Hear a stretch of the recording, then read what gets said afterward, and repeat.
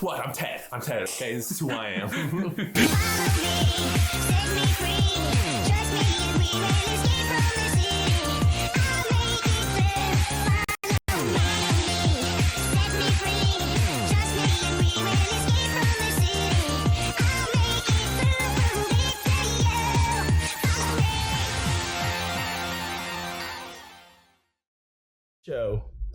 Intro. I mean, Okay. is there a difference?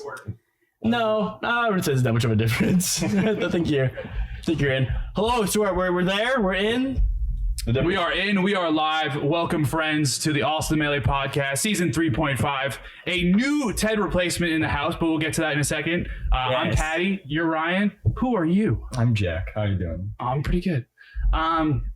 So Jack, we've actually told the story of us meeting you many a times in this podcast at Royal Flush. But if you have any recollection, or we forget completely, we'll tell it again. I can tell you. I can tell you my hello. I can tell you my side, which is that it's. I'm trying to think of the best way to tell. So when me and Jake did commentating for the first time, I'd been doing stuff in Bloomington because I was streaming and playing there, and then I went up to Chicago because I was like, I'm going to try to travel somewhere to talk on the microphone. And it was a cool tournament. It was Royal Flush. No, before Royal Flush. The week before was the tournament Drugbox won. It was like only outside. If you weren't in the top 10, you could go. It was like a Melee Everyday joint. I can't remember the name of it. It sounds familiar. And it had high stakes doubles where you had to pay $100 to enter or something. And we kept making stake jokes. It was the first time me and Jake had ever commentated, and it went really well. And I was like, shit, like, we're good enough that, like, we should go and try to take the show on the road. And Royal Flush said yes. And so we drove like 16 hours to get there. So from our sick lore I didn't even know about. So from our perspective, when we show up and you guys come up, you're like, hey, what? It's Jake and Jack. We're like, what the fuck? We just did our first gig like a week ago or like 2 weeks ago or something real. And maybe we must have watched it. It was it was like a month ago. But we were like, is this what it's like? You go on one stream and you have like fan and you know, now we know that it's just you guys. That's just how you are. It wasn't like, that's not like the glamorous life of a pools commentator that sometimes gets top 64 slots. That's just like, if somebody loves you, they're going to go tell you. And that's a nice thing. Ian, thanks for the sub. Appreciate it. Cheers. Yeah, because I must have, obviously we knew who you guys were. So like we must have seen the commentary. I must have liked it. Let me be clear. You just like inception my brain. You just put the thought. Let me be clear. We popped off in that first block. It was good. That block sounded like we've been commentating for years. I'm still chasing it, you know? Did you commentate doubles? Yeah, I might have commentated doubles with Diz Kid Boogie too, or do you mean at Royal Flush? No, I meant at that tournament. Yeah, we did a little doubles. I commentated with Diz Kid Boogie and Jake, and me were top 16 or no, top like 32 to 16 or 16 to 8 or something, and then and that was it. But it was just a barrage of metaphors and references. I miss Jake. That's Jake rules. I honestly like. I'm okay with not being in Chicago, but that's the one thing that would have been nice had I stayed, was like I could hang out with Jake all the time. Completed. Continued. Well, there was an event that you commentated with Jake. One, you commentated top 4 of the ALLSTON Melee Bender, which is like full circle for us. Yeah, to have you like be the top 4 commentators nice. On a stream that we tried real hard on. You know, with Juna also. I love Juna was backing you up. Yeah, that Juna tweet. I've been thinking about it all week, which is the Juna tweet of I gave up I can't remember the exact wording. We gotta look it up, or somebody will post in the chat, but it's like, I gave up the best years of my Melee playing life to run tournaments for you fuckers. That's real. Like, Juna, people don't know this. Juna was sick at Melee. Juna was really good. Goldman Snacks, the legend of Goldman Snacks. What? I had no idea. Before Juna picked up the stream deck, Juna was hot on the sticks, and we took that from him. Just like so many people have had that taken from them because they decided to do other shit in the Melee scene. I recently learned that Judy used to go to tournaments dripped the fuck out. Yes. Previous to Goldman the Jersey Snacks life. was full suit. Yeah, like full Full suit and like red suit sometimes. Like he was. Juna was an art student. Out there. Yeah, true. He looked like an art student. Yeah, he was. Juna's like. Oh, thank you, Sean. He's sick. Continue. Don't act like nothing's happening. Okay, tight. But yeah, gold. That's crazy. In a suit, that was like his little gimmick, huh? Yeah, I mean it was our suited up. That was me and Jake's gimmick too. I've come full circle on it. There was a long period of like shaming for commentators that wear suits, and now I've come full circle where it's like if I were to don the suit again, which I wouldn't, but if I were, it would be like, no, fuck you. I like looking nice for the Melee stream. Yeah. The only it's not worth it, but you know, if you want to wear a suit, why not wear a suit? Exactly. Yeah, and if you're dripped out and you there's have a part of red it, suit? if you want to run the stream and dedicate your life to that's another, it's another job in Melee that has to be completed by someone. Yeah, I don't So know. it's good how that happens. someone that cares, because Juna clearly like. I It's a guarantee wild you, effort. it's one of those things where like no one's doing it, and you're just like, fuck, I have to do this. That's how I started. So I started because I went to a local. I actually didn't play. I never had Melee. We were just talking about this. I never had Melee growing up. I had to go to my friend's house, get my ass kicked in Brawl. I wanted Project Melee because I wanted to mod Brawl with new characters, and Project Melee was the way to get new characters and skins and Same stuff. here. It was pure aesthetic. Mewtwo, Roy, and like Mewtwo wears armor now. It was sick. That's tight. But I couldn't get it, so I got Project M on my laptop freshman year of college, and I was playing Ike on keyboard, and then finally got the controller and Wii and shit. Went to the first local, and it was like this size apartment with like 20 people packed in. It was Small. You know, the roommate cooking tacos. In case you don't know.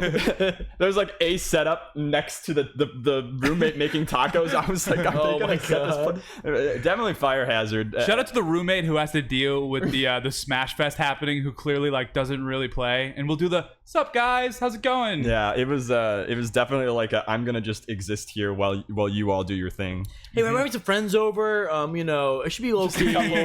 Like, and they're all complete strangers who don't know how to act. All right, TV one. But anyway, you at this local. And they were like streaming on what's the shittiest? It was pre-Elgato. It was like some sparkly name. Oh, Sean, what do we used to stream a mom off of? God, it is like a sparkle. It's like a spark. Oh, Dazzle. Dazzle. Dazzle. Dazzle. It's definitely Is it Dazzle. Yes. They were streaming on Dazzle. The quality was shit, and I was like, all right, I've got a job. I'm working through college. Like, I'm gonna spend some of this Skrilla on an upgraded setup, and that's how you get into streaming. Yeah. Because you see something that's shitty, and you're like, well, I can't be good at Melee right now, but I can do this for you. And you do it, and you do the best you can, and then people are like, "Hey, fuck you! I don't give a fuck about you. You're not good at Melee." Eventually you get to that. Once you start doing enough for people, you get a wide enough audience where like just 5% of people are just gonna be dicks no matter what you do. Mm-hmm. You gotta like live with that in the large. But when you're in like the locals, if somebody treated anybody like that, like you're out. Just Get out of here. Bye. Goodbye. It's amazing how much discourse we have over like what is ban worthy when at a local. If somebody said like something just too mean to somebody, we'd be like, never come back. yeah. The vibes are off. I've talked about that with online tournaments. Like, honestly, I think that should be the vibe.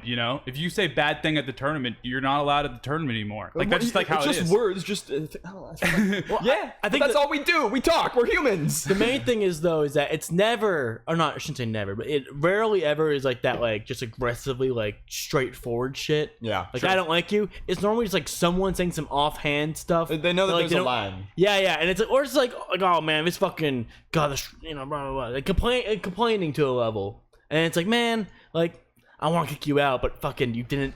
That line Yeah. wasn't crossed yet. I go But I back don't and like forth. you. I try not to be a complainer, but like at the same time, complaining is what separates us from the animals. Animals Yeah. don't complain. No, they deal with it. And I think it's the classic like Idiots. if That's you're what I'm if saying. you're throwing your Animals are so controller stupid. and losers round 1, there's probably going to be a bit more punishment than grand finals. Yeah. And that's just like kind of how it is at Yeah. that level. because like everyone's That's a good watching point. grand finals, all the pressure's on you. But if you're just doing that every waking moment, then it's kind of like a different thing. But I'm still on the side of, you know, there should be repercussions for everything that you do. But we were talking previously about Juna, and I feel like we're in a similar boat. Like even with me hosting tournaments for the first time, where you're just like a part of the scene, and then there's just a subconscious just like click, and it's like, oh, I'm this person now. It's like, oh, I'm the guy who runs my mom tournament now, or oh, we're the YouTube channel suddenly. Okay, yeah. We're just, Did you have we're just gonna run somebody with that it. you were like, they're the streamer that I want to model after, or did you just fall into it super right, for unconsciously? TO. For tournaments, it was literally like I went to my first tournament. I saw G-Town Tom and Matt.Zeb talking, and I realized that like it wasn't necessarily a click thing, but just like all these people know each other. And in my mind, the easy way to get a part of that group was just to host my own tournament. Yeah. And whether I'm friends with those people at the first tournament or not, like I'm gonna build my own group. And like that was the thing that I thought was really cool. So I was like, oh, I'm just gonna do this. When I don't know why I did it, but I just did it. When we got started at IU, it was so weird because there was nobody, right? There was no Matt.Zeb. It was like 10 years old. And not to say that's like a good or bad thing. It was just, this is the reality. And it was all doc kids. Like Louis was a lot older than us, but Louis had played like in the Ken era, or like the first couple of years of it. And like was like, oh, people are playing Melee again, and I'm doing my doctorate. I'm on a college campus. Let's host tournaments. And I swear to God, some of the most inspiring conversation I ever had. Because we never had met Juggle Guy, we never met Rob. So like the idea of these people was all we had as the role model. Like the idea of Juggle Guy, and we were like, we want to be as big as the Big House is now in 4 years. Louis, we were walking through the campus, and Louis said that to me. He was like, I want this to be as big as big. I was like, holy shit! Someone can just sit down. Someone can just set a goal and fucking like be like, yeah, I have a multi-year goal that we're gonna work towards one step at a time. I was like, I'm 18. I do not know what I'm having for dinner tonight. I have no idea. But it's dope to have that wherewithal, just because like I feel like so many smaller scenes just get stuck in this boat of we don't have that person to look to, so we're never gonna host the big tournament. We're always gonna be this level for the rest. Because of everybody says there's, well, the big tournament is there. The big why not here? Yeah. Bloomington doesn't have a single. Indiana didn't have a single top 100 player like the whole. But like, you know, you put on a good. I think people don't understand how much it's in. If you build it, they will come kind of world. And Truly. as long as you just like get your ducks in order, it's not easy, but it's so simple to do this shit. It's just really hard. Yeah, because if you get people in the door, then you have a successful tournament. Whether you have like 2 setups or not, like someone's gonna leave that tournament being like, oh my god, I met so many people there. Like I truly like think that even the worst tournaments have their benefits, because people bond over those events. Yeah. And they're like, do you want to go again? Fucking, I don't know, man. How are we gonna see all those people again? I guess we fucking have so many. When I was starting, there were so many scummy tournaments in Chicago. There were so many scummy. Did they get better? Scummy? A little.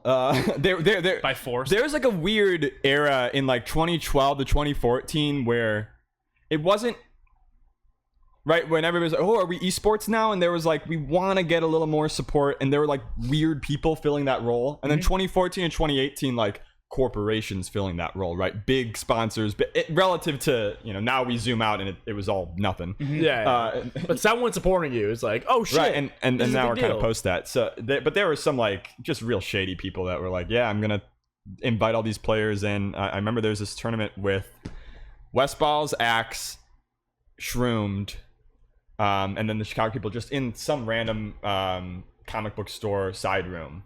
And I remember Shroom doing the most insane DI. I know this is what he's known for, but you see it on the CRT in front of you and it hits different when it's like, totally. This man is Lazarus. He should be dead 10 times over. This is the Walking Dead Dr. Mario surviving Axe, and Axe obviously is like the most emotive. Every time something happens that's crazy, Axe knows. Axe would be a good commentator.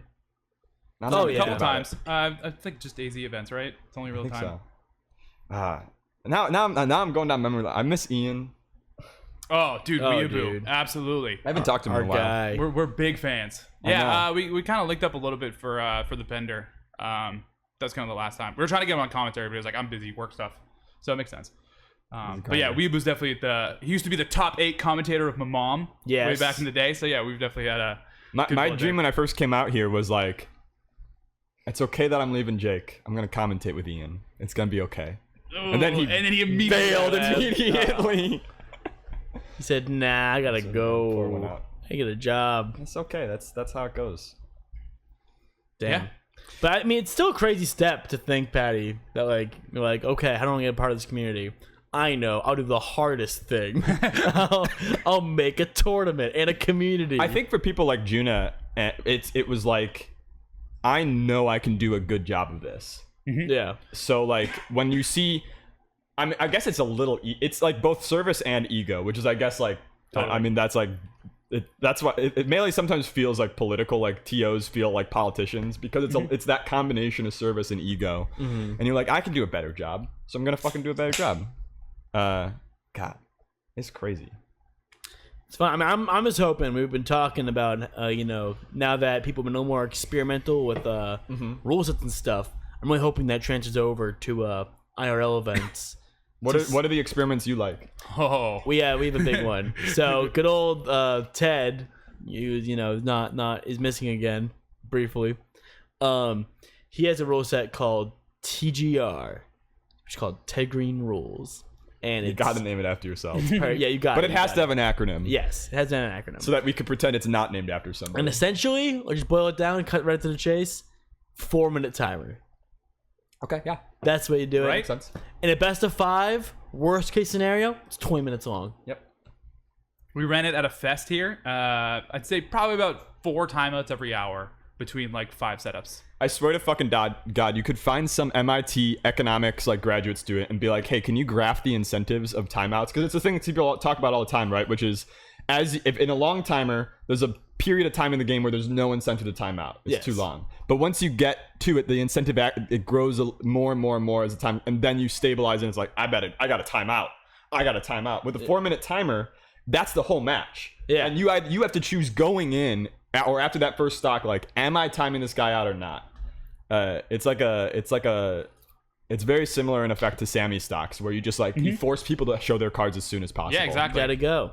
And although the final rules may not land on 4 minutes, it was kind of the idea of like, okay, we're hosting an inaugural Ted Green rules. Let's put it to the drastic measures, Yeah. So you want to go 3 is the thing. 3's too much. you wanna 4's go like 3. 4's the borderline. I don't know. But we tried 4, and 4 is probably too much still. Because like I like 4. Out of everybody who was there were a couple people who maybe played a little bit slower than the others, and were like a little bit like frustrated that a couple of their games started timing out. But everyone else, like there was a Roy Ditto that was incredibly hyped because it was 4 minutes. Like nobody, like all the people were watching a Roy Ditto because there was 30 seconds left on the screen. So next time you do an experiment like this, here's my recommendation. This is a search function. You're trying to search for the best time. Right? Yeah. So when you do a search function, always the first thing you want to do is get way more aggressive than you thought. So you should have started with 1-minute timer, and then everybody hates it, so you up it to 2. Everybody hates it, you up it to 3. Everybody You just get more okay, comfortable. right? You go from something that is like clearly like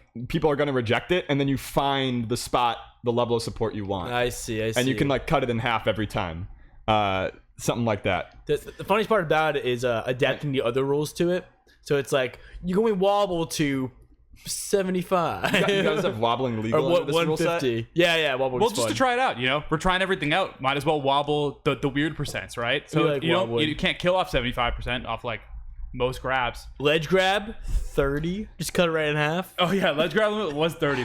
That never got enacted. Everyone always stayed true.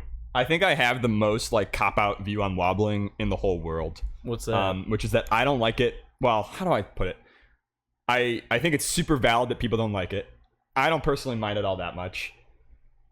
But I think that tournaments shouldn't have banned it. It was like a catch-22 or coordination problem. Like, tournaments shouldn't have banned it piecemeal because it's such a hard nerf on Ices that I think is disproportionate to...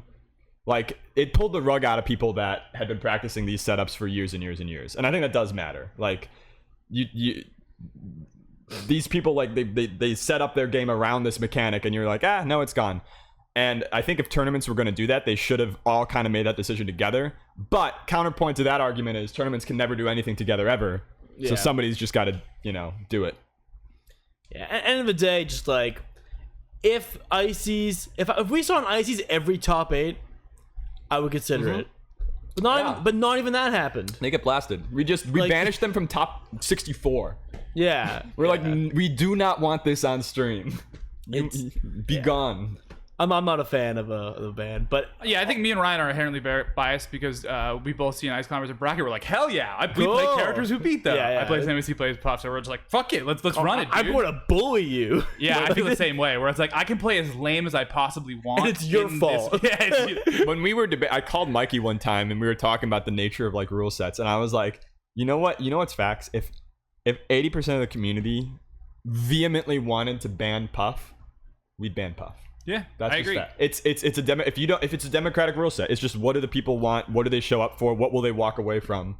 I think there's a lot of leeway, but like just to get to that fundamental point of like we could do whatever we want. Yeah, it doesn't need to be any one way over another. And also that 20% is allowed to be as vocal and mean on Twitter as they want. Sure, during that time. I mean, because like that was what it came to for me when everything was getting banned. I was like, we're wobbling specifically. I was like, well, I don't agree with this, but I just don't have. Yeah. I don't I wonder anymore. what it would have looked like if like the Ice Climbers like really fucking. I feel like the problem was I love Nintendo, dude. He shouldn't have made he made some comparison to some like. Oh, it's right. Yeah. Some global event that was like I can't even remember what it was. I just remember reading it. It was some like crazy take. And I was like, that's the end of wobbling. You know what like, it was? No. It was comparing it to like some injustice or something. Racism or something. Yeah, He's like, this is Melee's racism. I don't want to say that's what he said, but like it was in the same vein. I'm comfortable saying that it was close enough for us to all. So like anybody that was pro wobbling, like there was no champions coming out to save wobbling. Like, nobody spoke up. I think the way you got to do it was it. discrimination. I think was what he said. I think that's the quote. I get it. Like exactly, I definitely think Ice Climbers are bullied. And you're right by like definition, I guess. Like don't. But like that word has weight. You can't just throw it around. The way you got to do it. He walked it back. Like he walked. Slug. That dude's smart. Yeah. Slug was out here doing really well without wobbling, and then anyone who tweeted about how good Slug was doing without wobbling and how it should be banned, he just quote retweet "fuck you." I played him on Netplay the other day. I don't know if you knew it was me. I got hit. You're undercover. I'm very undercover. Let's go. Do you know what? Do you know why I'm undercover? This is crazy. Like being public figure, very anxiety inducing. Yeah. When I'm playing Melee, I like can't enter bracket pretty much ever compared to before I was like traveling and stuff. I changed my name from Jackzilla on Netplay to something else. And my win rate went from 44% to 58%. Let's go. With a data set of like 1,000 a piece or something. It was fucking nuts. I was like, this is the validation of like everything I've ever felt about myself. It's so cool. But do you change your tag like often, or do you have a kind of like a set name that you use now? No, I'll rotate between a couple. I at one point was inflation. I was gonna enter some online some online tournaments because I was like, oh, this can relieve the anxiety because nobody's gonna see me. And then for a while, all of the people in like the Bad Melee Discord were rotating around variations on Chroma.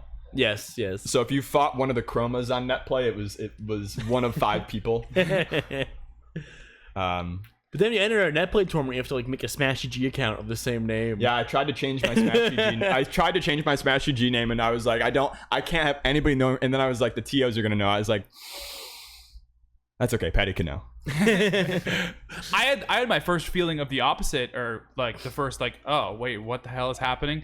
I told this during the podcast a while ago, but I entered an online tournament, and then the admin got in the Smash G chat, and they were like, "Are you ALLSTON Melee Patty?" And I was like, "Yeah, dude, thanks, appreciate it." He's like, "Can you play on stream?" And I was like, "Oh, yeah, sure." And then I got force docked by a Sheik, and I was like, "Ah, god damn it!" Did it feel different while you were playing? Yeah, because I knew the commentators were being like the same exact thing that happened in the Smash G chat. Like, oh, is this ALLSTON Melee Patty? They're like, they love his videos. Really bad at this matchup. I mean, it's Sam and Sheik, so what can you do? But like, it's okay. Maybe next time, Patty.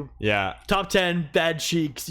I've had a Blur too, so I'm also like, fuck you, Blur. I've had a few variations on it. I've been very lucky that when I'm on stream, it's been usually people commentating that like know me. So in Bloomington once I was on stream and it was like early-ish, and the commentators, it was weird. It was they were like, They're kind of jerking me off. They're like, oh, I like Jack's commentary. And I was playing like a real asshole against this Marth. The Marth was a real asshole too, like IRL. So I was playing like an asshole in-game to punish the real life behavior. Yeah. Because that's the only fucking power we have in this world.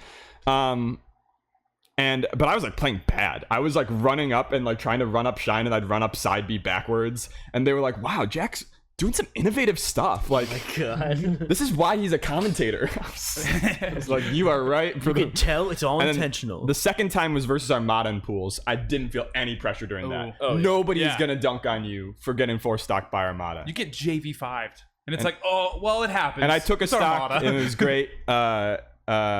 So that was fine. But even just being in a tournament is like, it's a little tough because you start to wonder. I don't know. Your ego just gets fucked up by it, and unless you're built for it, I think it's rough. He's Certainly. built for it. You're built for it. He's going to get on stream. Some and they're people gonna be have like, the energy. That's Alston Melee shook.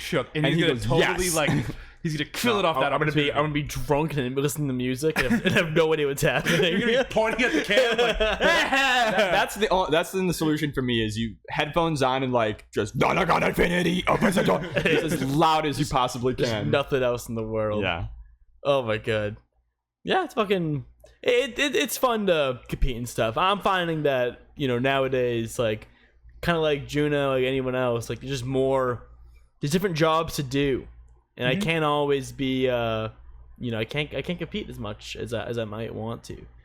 You gotta do other stuff. Gotta fill the commentary up. You gotta run the stream. You gotta run the bracket. Like, What's your favorite job? I love What's your favorite one? I love all the jobs in Melee, dude. I love them all. I would do any of them. If someone, I could say this, that if fucking divine being, if Mango himself said, Ryan, you can only do one job in Melee, and I'm gonna throw a dart, Mango himself. a dart of a dartboard, and that's your new role forever. That's all you can do. I wouldn't even care. Can we compare Mango boners? How long have you been subbed? I just had my 66 month.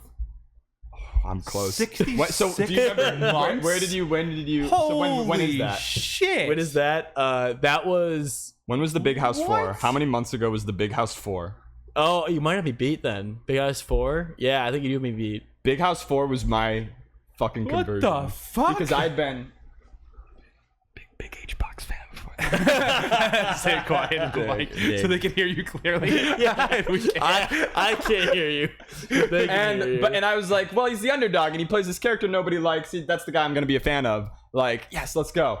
And then like, and Mango, he's winning everything. He's the overdog, and nobody likes the overdog. Everyone hates. And the then like overdog. Mango won the Big House, and I was like, this rocks.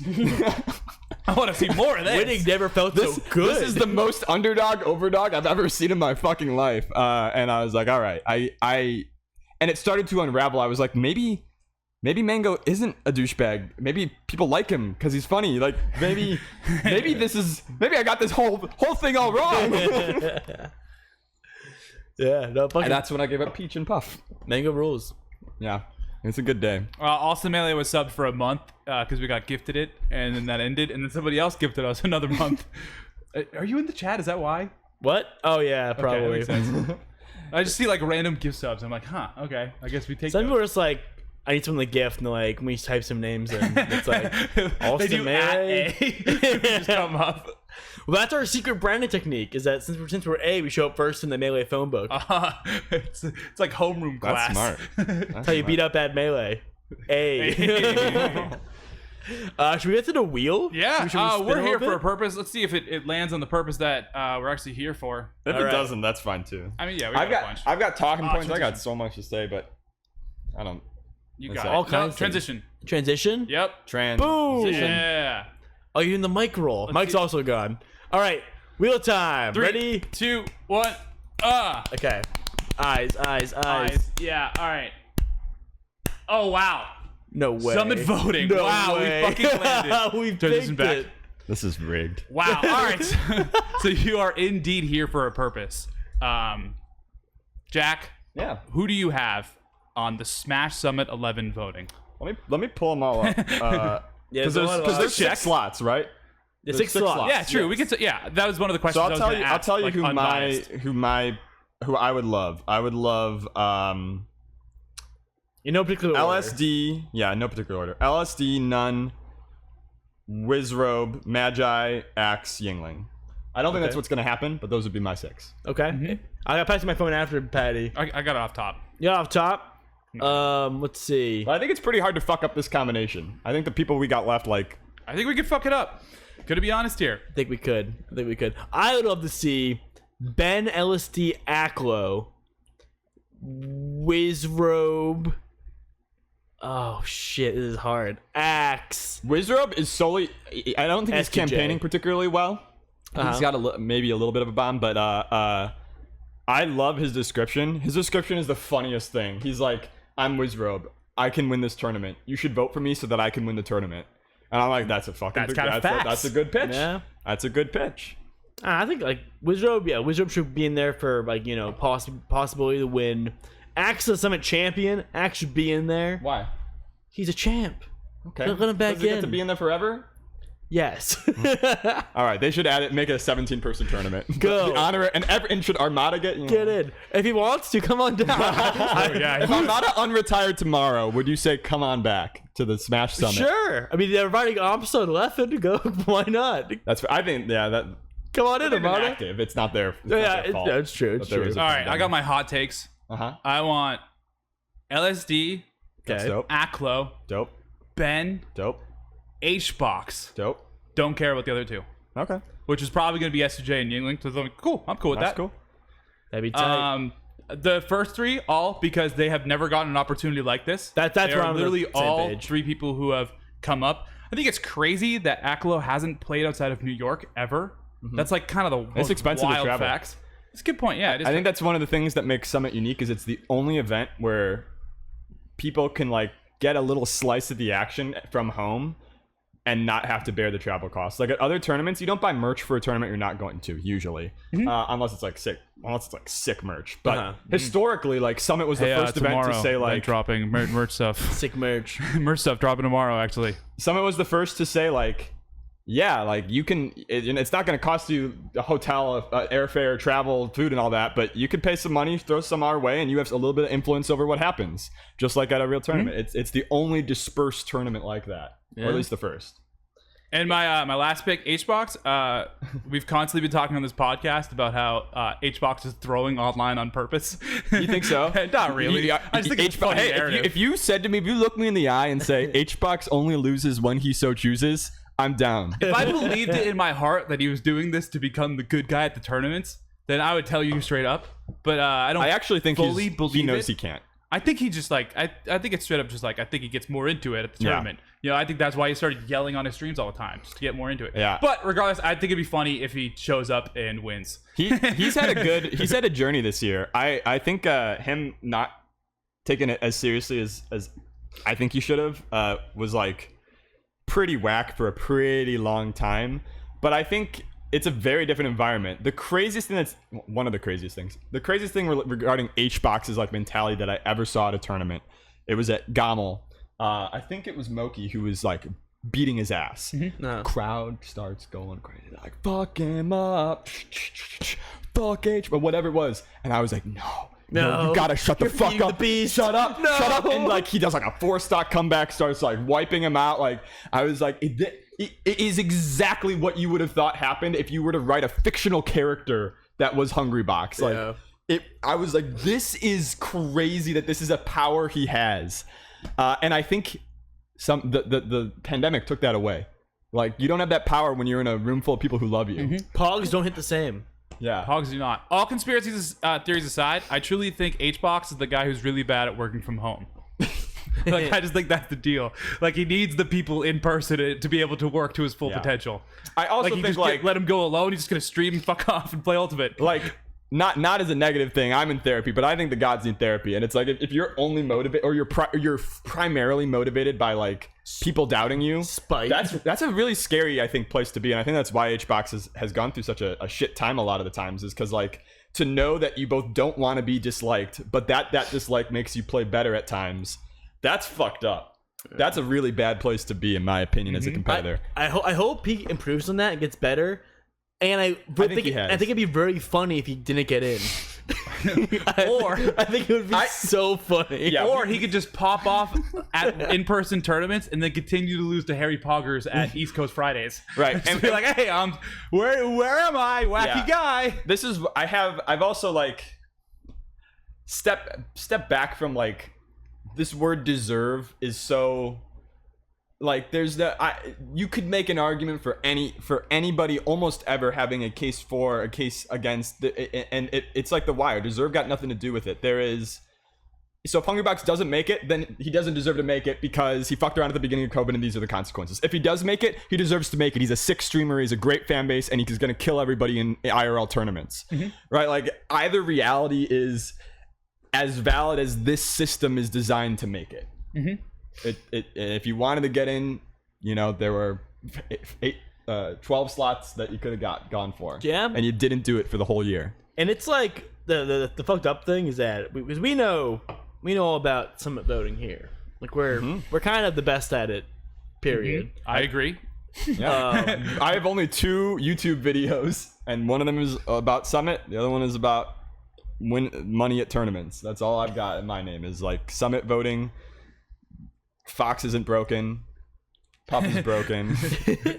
But and I have to say, knowing HBox's the size and the devotion of his fan base, and seeing him sitting at 7th, He's got a 40k bomb. Time my screenshot, yeah, he's got. No, if you watch his stream, he has the number. Oh, he of the bomb. has, and that It's public information. That's not the whole thing too. If he's smart, well, here's what I think he's that's gonna like do. a quarter. I think he's gonna. I think point. what he has now, I think, is enough for top 3, and it's gonna be really hard for people to catch. I think he also could dump his personal money on it. If HBox wants the slot tomorrow, it's his.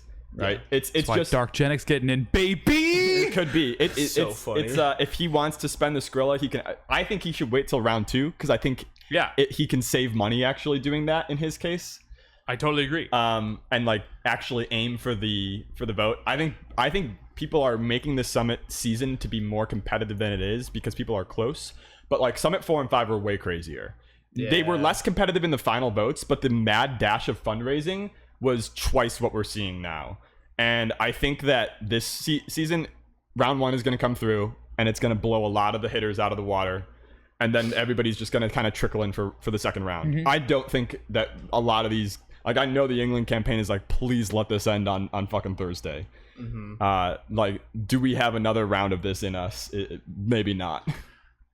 Yeah, I mean, all right, first, let's back it up a little bit. Who is Nick Yingling?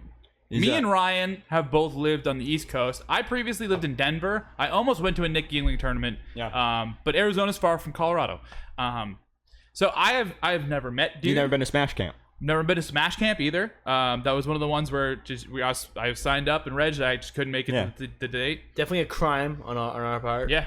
That was the first Smash Camp. I just didn't know that was going to be the coolest event ever. Yeah, me neither. And then I moved away.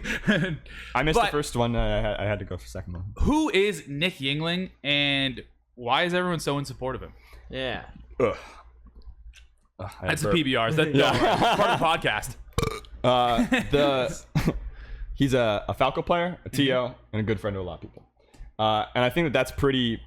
He also plays Valorant. And he's pretty good at basketball. I didn't know. Pretty good at basketball. I'm sold. I knew about the basketball thing. I have gotten ratioed. I think the reason I was thinking about this so much that I thought this question would come, and that's why I like that we started off talking about TOing and Juno, all this stuff. If PhD Louis, by some reason you could call it a fluke, you could call it earned, qualified for Summit, I would go fucking bananas for PhD Louis, the TO of Full Bloom, to get him into the tournament if he wanted that. And I think that that's exactly what's going on with Yingling, where it is so rare that the people like Juna, that people like Juggle Guy, who are good players in their own right, get to focus purely on improving and being one of the actors, right? We're all just playing, we're fucking putting on a show for the people. Yeah. Summit is more than any other tournament about the spectacle and the show.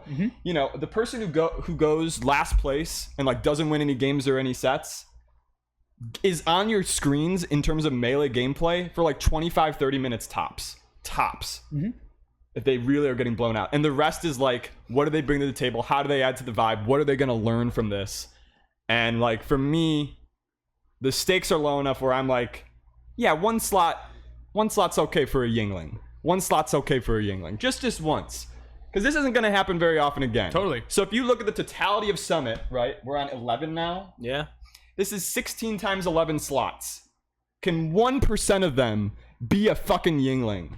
That's what I'm hoping for. The everyman. And that's the part that I kind of had to learn, because it's not like I was against Yingling getting into Summit, but there was some initial qualms I had up front, just because people did relate it to New England, and I was like, well, we kind of did it in a different way, just because it's like, oh, we're trying to get our boy in. But the one thing that we were conscious of, and the thing that I had to learn through people just backing up Nick Yingling, being like, no, I want him there for the entertainment just as much as I want him there to see how he does against Mango. Yeah. Was the part for us, it's like, okay, we send this person to Summit. In our mind, like, this person is the best person we have currently as New England. Yep.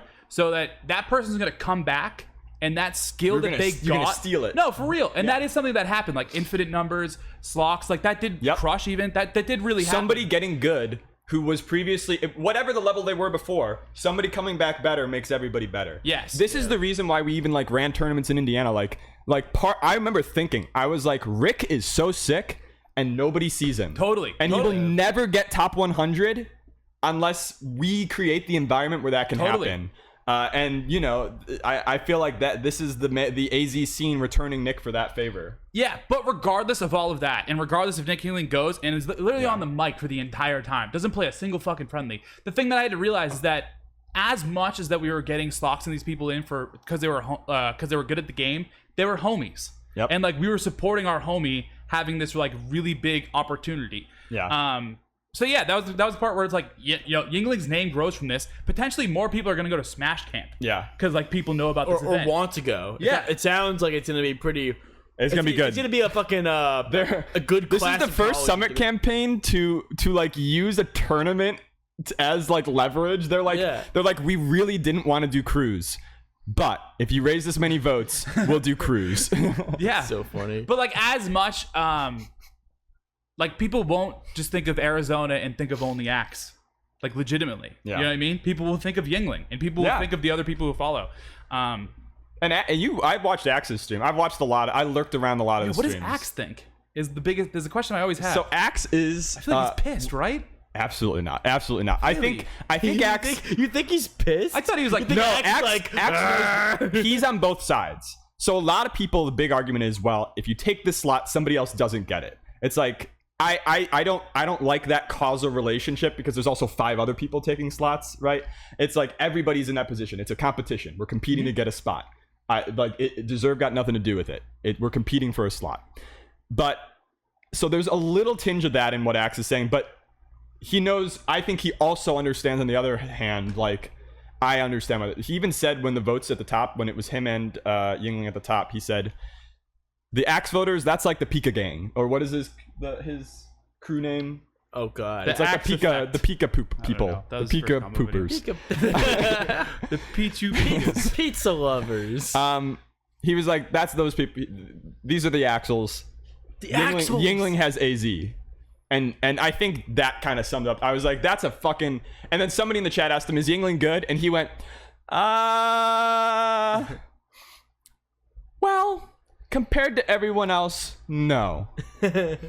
But he's good. And he was like very nice and like respectful back. You know, I'm sure that I'm sure that he's seen him play and it's fine. But it was, I think Axe understands what's going on and would like them both to get in and then not to be his doubles partner. Yeah, that's funny. That's hilarious. That kid does not be doubles. But although I had that grievance and I got over pretty quick, just because I'm like, well, I think it's a fair grievance. People didn't know that Infinite Numbers was good before we sent him, really. Like, even though he got, like, went on a run. But you believed he was good. You believed he was better than... And I do think Yingling is better than what his rep is. But exactly. I'm betting we're not going to get even the returns Infinite Numbers got. Who's me to judge off a person who I don't even know the skill of? Yeah, you know? yeah. But my one grievance that still stands... Why the fuck are you making it more expensive for everyone?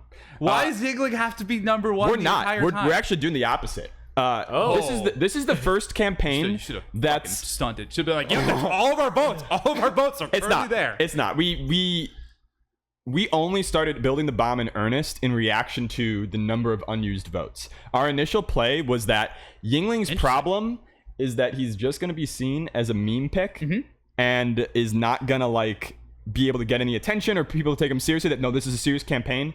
You even talked about this in your last episode, which I listened to and watched. Oh my god. You were like, the strategy is to hide all your votes until the last fucking 3 seconds if you're based. Yeah. 5 seconds or a minute if you're not. That is true if you've got 40K in the bank. It is not true if nobody knows who the fuck you are and you need to get people to know who you are. So we needed Yingling in front so that he could get on interviews, so that we could talk about him. So people are asking, who the fuck is Yingling? And from an economics perspective, this auction is expensive because nobody knows what each other's prices are. Yingling is the only campaign that has been at a steady pace to say, this is our valuation. We still have a Spirit Bomb. There's still some mystery there, but mostly in reaction to to other Spirit Bombs and where we're estimating them at. Okay. Our Spirit Bomb as a percentage of our current votes is probably smaller than most successful Summit campaigns. Crushes was like 5x. Blea Jellos, Haxes were like 4x. Some of the other ones, even in that campaign, all the successful campaigns had 3x or 2x bombs. I think most of these campaigns aren't doing that. Yesterday, SJ had that big stream, right? Mm-hmm. Fun day. Let me tell you a little secret. That's not a secret. It's technically public data. The unallocated votes, you know that we can count unallocated votes, right? Yeah. You look at the total votes to chat. You look at the total votes. You look at the total money spent, and then convert that to votes, and you see if those add up. That's so smart. I've never thought about that. So if you see the difference between bought votes and current votes, you can figure out how big the total Spirit Bombs from all the other players are coming at you, and then begin to estimate where they're at based on public and private info. Yeah, and the people who have free votes don't really matter. The reason the price inflates is because people don't know what each other are doing, and that forces you to way overestimate. You just fucked up the game for the next New England thing because you just gave us that knowledge. It's still good. It's still good to. That was known. No, it's still good to Spirit Bomb if you can that. get the bomb. If you can get a 50K in the bank day one, just leave it in the bank, right? Because it's unlikely the price is going to go beyond like 40, 45K. So if you have 50K in the bank, you leave it there. But if nobody knows who you are and you need to get people like with the vision, then you got to have them in first. So people start asking, what's the vision? Why is this guy the guy? And I think the point about getting him in first so that, theoretically people like Ludwig are talking about it. People, I wish. He did. He gave it 2 seconds. That clip, I've seen that clip 5 times since that's happened. Because we keep posting it to show how little he talked about it. But I mean, somebody said, who are you voting for? He said, probably Yingling. I think that leads through. You know what Slime is doing? You know what? And by the at that point in the nominations, because that was during the nomination phase that he said that. True. The total votes, the number of nominations between any two people was like 150. Yeah. Yingling didn't scream ahead because of a 2-second Ludwig clip. Like it definitely didn't hurt. I think what actually helped more was Mango tweeting about it. People don't realize this, but Mango thought it was funny and was like, fuck yes, vote Yingling. I legitimately think that did 100x than the Ludwig moment. Yeah. Because if you're in Ludwig chat, you're like a little normie that doesn't know what the fuck is going on. Yeah, totally. And in a nice way, they aren't melee players primarily. And so when he goes I'm probably voting for Nick, the people that were melee people in the chat are not a huge portion, and the normies are not going to go over and buy a hoodie. No. Unless Ludwig tells them to buy. If Ludwig came in today and said, go buy some shit and vote for Yingling. Prime sub. Do you know how this would be over? He would beat HBox. He would beat whatever HBox 40K in the bank. I think it would be fucking nuts. It'd be like Ninja rating Smash and Splash. But Ludwig knows that's an abuse of his power. He knows it would be Ninja rating Smash and Splash. Yeah. And not in the good way. And he's already, it's kind of a conflict of interest because he's already streaming the event himself, So I can see why his in the chat. I understand his point of view, but I also get the frustration where it's like, but we were friends before, come on. From Axe? No, from just Yingling, Ludwig, and that whole. Oh yeah, well it's frustrating because man, this is why I didn't list SJ in my six. I like SJ. I think SJ is a sick player. I think he's been mean to Nick in a way that I don't like. He go in chat, he says, "Oh, it's Lud's friend. Oh, it's Lud's friend." We're trying to run a campaign where we say yes to everything, right? I was talking that when we were in the early days, I said, me, Nick, and the cheat sat down, and I was like, anybody talk shit about you, you say yes. Anybody says Nick sucks, you say yes. Yeah. Anybody says Nick doesn't deserve to be there, you say yeah, probably not. If they say he's a shit player, you say yes. He says he's Ludwig's friends, yeah, he is. And Ludwig paid for this. George Soros style. But like, he didn't. And there's like, there can turn a point where people aren't just saying that as like their default. They're saying it to be mean and like to put somebody else down. And it's a little whack. It is whack. No, I totally agree. but it's campaign season. People are gonna get frustrated and get upset. No one's eating onions. Yeah. You know? That is good. We're close eats an onion. we're close to people getting punched in the nuts. All right, so hard question as the Yingling representative, because I'd feel unjust if I didn't ask this. Unjust. The Yingling representative. Representative. What if someone like LSD or ACLO doesn't get in at the expense of Yingling getting in? Is there any sort of, I don't want to say guilt, but just like fucking, you had to die for the cause. Get more Do you money, think dude. like, talking for everyone who's possibly voting for Yingling is Yeah, kind of right. hard? But like, what do you think that whole mentality is? I go back and forth. I don't think Summit is a major, actually. I think the best way to determine the best player is to have kind of the chaos of the crowd sort itself out.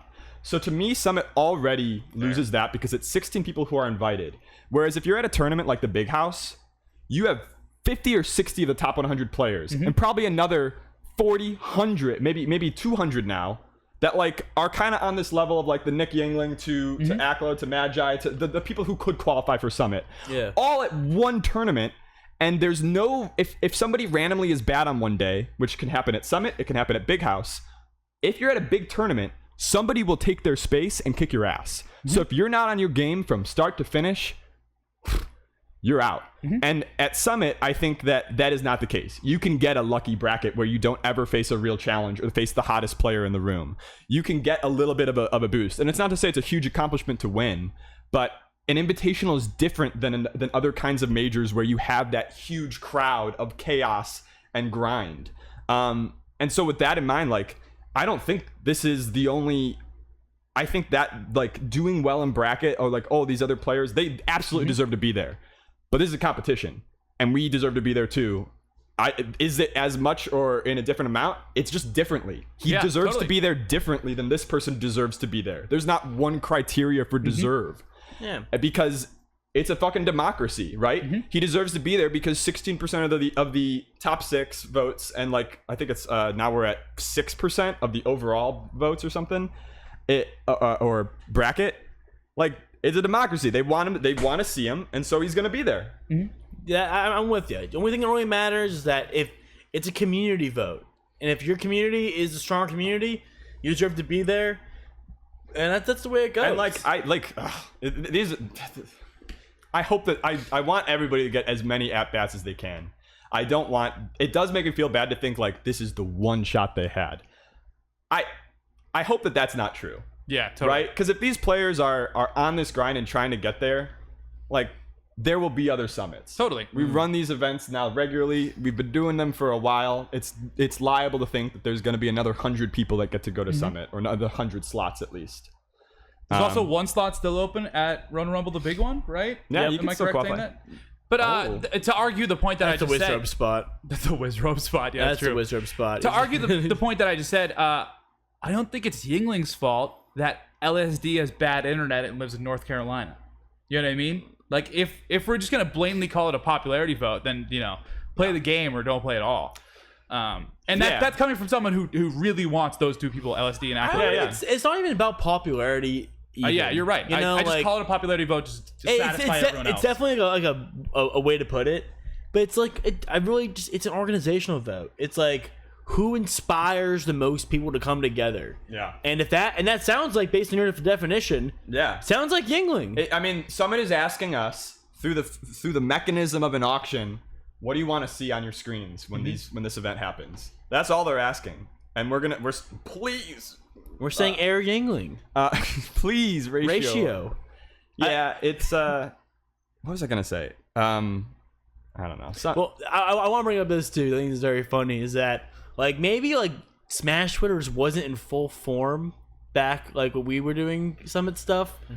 Well, I don't know what the deal is. Like, I think it's so funny that like because we were always kind of the meme pick, quote unquote. Yeah. As far as Everyone like, was super mean to us, but we never responded. we never did anything. Like it was We're no responding. There was no We're responding. there was no interactions on until Smash Twitter until then. after we won. Totally. That's also yeah, it's really good. Well, also we No, were, no, nothing- we were that's- always in last. That's good or bad, yeah. But we always like, and people knew it was coming, but we'd all be like, no, guys, don't even say like anything. yeah, like, no, because that's leaking. Yeah. Even with Crush's bomb literally broke the Smash GG page, but that's only because there were multiple people who were terrified Crush wasn't getting in and weren't a part of our bomb.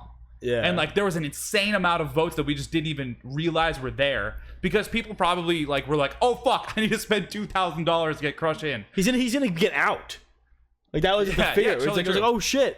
But like I think it's so funny that like because now Smash Twitter is like so like like it's so active that like you can just like all change your Facebook your profiles to the Great fish bit. Great bit. and Still don't share understand. and share a funny TikTok and like spread the word that way too. We're doing a bunch of giveaways, so we actually have a pretty good idea of how many voters we have, and Hell like it's very AZ heavy. So like this is the interesting thing about the like social media side of the campaign.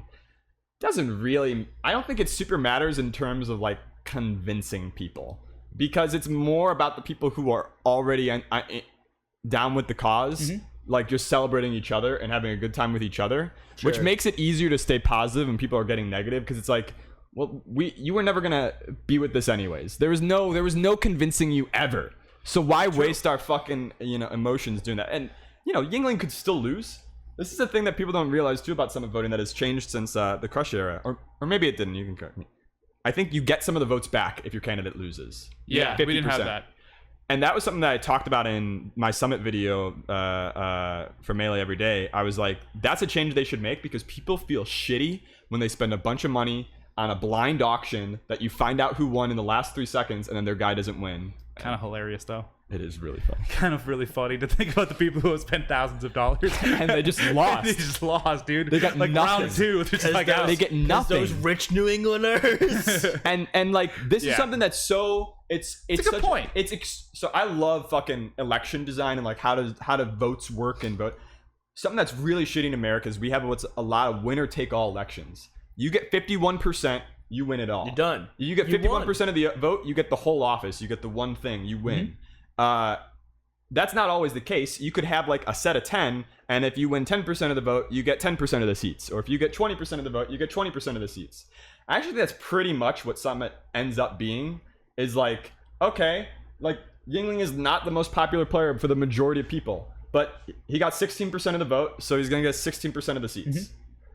And I think people are like so used to that winner take all mentality of like somebody else succeeding fucks me, that it escalates the stakes of Summit in a weird way. Because now we get our votes back. If I lose, and you were really mean to me like 10 minutes ago, I'm going to be really petty.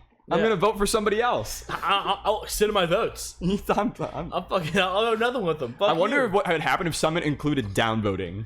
Oh, we talked about that's been a No, thing. That's what New England wants, dude. I'm so down to fight against downvoting. That makes it way more fun. You would, instead of sending a Crush there every year, you just nuke somebody from orbit. The thing that I really do. Oh, that's hilarious. Yeah. Fuck you, Wizero. You don't get to go. Anti-bomb. Whoever 2000. Whoever beat Crush last, you're like, there, we got him. We got him, boss. Tactical. The thing that I want Awesome Melee to do is open up a Summit merch thrift store where we only sell, where we buy back Summit merch and sell to other people at cost. Lightly worn. I think sometimes people literally just buy the merch because it feels stupid to do a direct donation. At least the first time you donate. Like, well, I should get something for my money. Do you think because of the 0.5% buyback thing, people are more likely to splurge on the dream? Like, I don't know if fucking Ben Snape's gonna get in, but bro, I'm doing it. I'm buying the thing. Patty, this is very similar to. Like, do you think should be that's an why they did economist. it? There's something called the revenue equivalence theorem. No, in but auction. T.O., Jack. Very There's different. something called the revenue equivalence theorem in auctions that states that no matter what you make the rules, everybody, given enough time, will internalize the rules and find the price that is rational. And so no matter how you design your auction, if it's a true auction, you'll get the same amount of money no matter what you do. And so the only variable for the auctioneer is, how spicy do I want this to look? Like if Summit could just average the votes from all the other summits and say a slot's worth 40K. First one to get it gets it. Right? They could just have a price. They don't do that because they want it to be like this. That's actually They're fucking turning us against each other. That'd be so crazy. First 2 spots are like locked. They'd be so. The thing is, Twitter would be so mad about it, even though it'd be the same price. It's the same shit. It's like they'd be thing. so mad though. There are other ways they could do what's called a candle auction.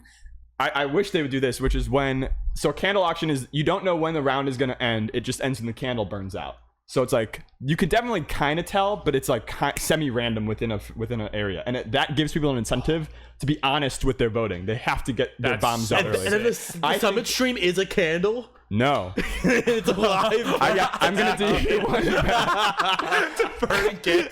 Someone's like next to it the entire time, just like tossing it. That'd be so sick. My idea was 99 stock CPUs on Temple. Oh, that's cool. As the candle, and once a winner is once a game. That's when you have to have your votes. Bombs on low.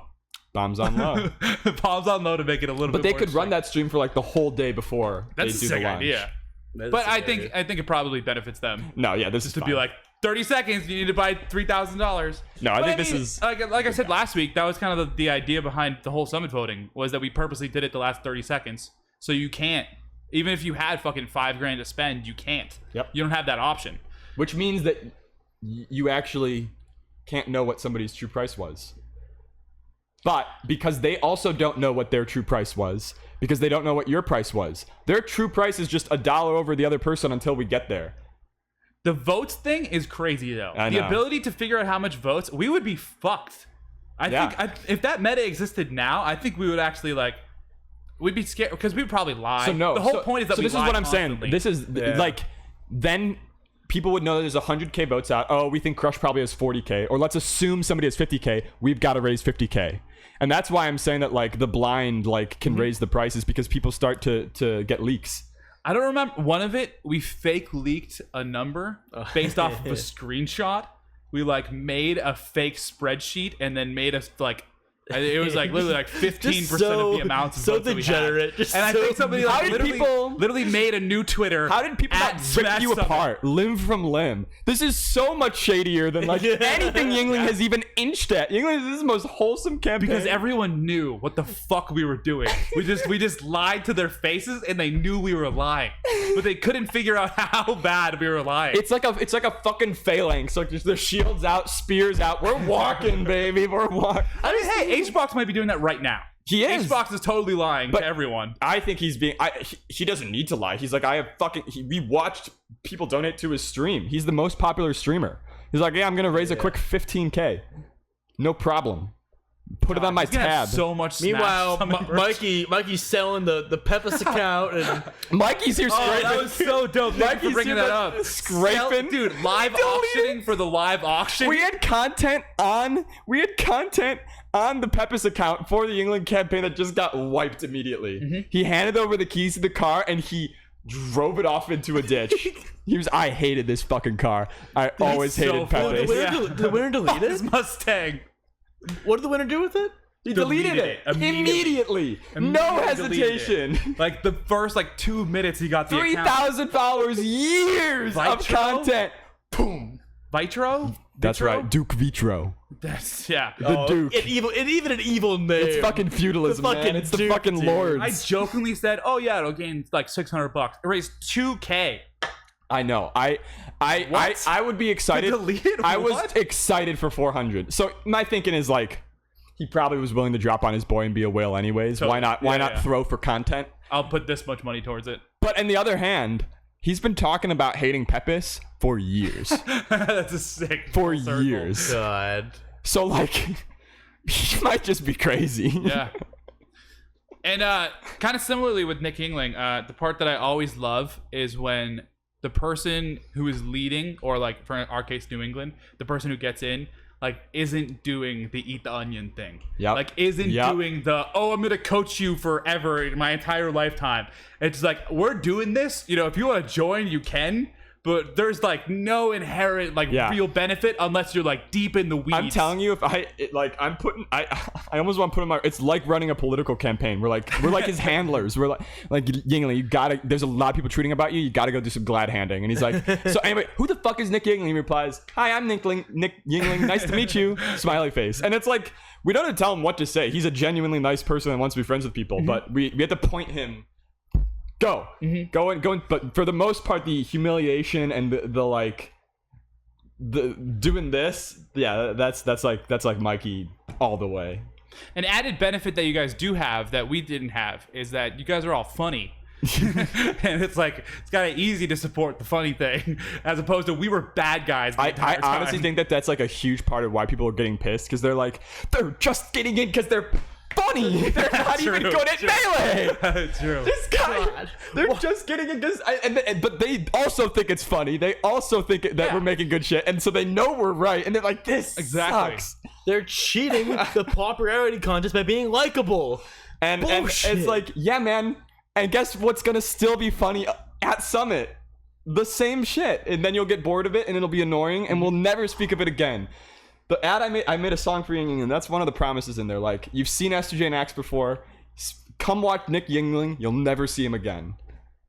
Hell yeah. He'll be back in, unless he pops off and becomes like a god and ascends beyond TOing. Beats LSD. I actually think you can't. I think you can't be top TO, top player at the same time for like long period of time. I think that will kill a person. Definitely fucking some hard stuff. I just want the Air Yingling IRL Summit skit. Oh, is it I want? I haven't even thought about the skits. He's just gonna get one skit. He's gonna get a 5-second skit. It'll be the same thing. Yeah. Do we know if Slime still writes the skits? No, I don't. No, I know that he's not working he doesn't there, work there. But it's LA, and so like I wouldn't put it past them to reach out for help. But the Summit contracted. I don't think he's contracted or anything, but like we care about making good shit. And so like people do stuff for free in Melee. Yeah. But I don't think that'll happen. I actually think that like if you're a good coworker, part of your job is to be a member of your team and teach other people how to do what you do. So they might not have a Slime, but like I think the skits got a lot better when he was there. I think they're gonna stay good even after he's gone. Like he definitely taught people stuff, and they learned and taught him shit. You know, I'm pretty sure Envy is at least very involved, if not fully involved in that. And I know that dude's funny. They've got fucking hitters. If Ludwig hasn't hired him yet, too, right? I think he does work. For him. Yeah, they all live in the same house. I mean, even Slime for a long time was like sort of behind the scenes man. Totally, and for a long time. Yeah, and there are still people out there. There are still really funny people out there that like you don't know, and they are helping out making shit funny. But Jack, we brought you on to have the direct opinion for Nick Yingling. We asked our Twitter fans, not fans, just people who follow us, anyone who follows us, for their opinions, and we got quite a bit of responses. So for the next 10 minutes, you're gonna listen to. Will we be able to hear? Yeah, the people will be able to hear. Will we be able to hear? Yeah, we will be able to hear. Yeah, but they won't be able to hear us. So here is some cool opinions from the world of ALLSTON Melee. Get influenced. Get influenced by them. I'm the fucking man, y'all get it, do ya? Top of money, everybody acting like the new year. Go uptown, New York City. A Spanish girl slumming like I'm Apatuda. Tell Uncle Luke I'm my Miami too. However good you think you are at Smash Brothers, you'll never be as good as this guy. His name is Aklo, and in early 2020, he won first place at a 130-person tournament for Smash Brothers Ultimate. And look, I get it. People win tournaments all the time. What's the big deal? Later that day, at that same tournament, Aklo enters the Smash Melee bracket, ends up winning that too. That kind of thing just doesn't happen in the Smash community. It just doesn't.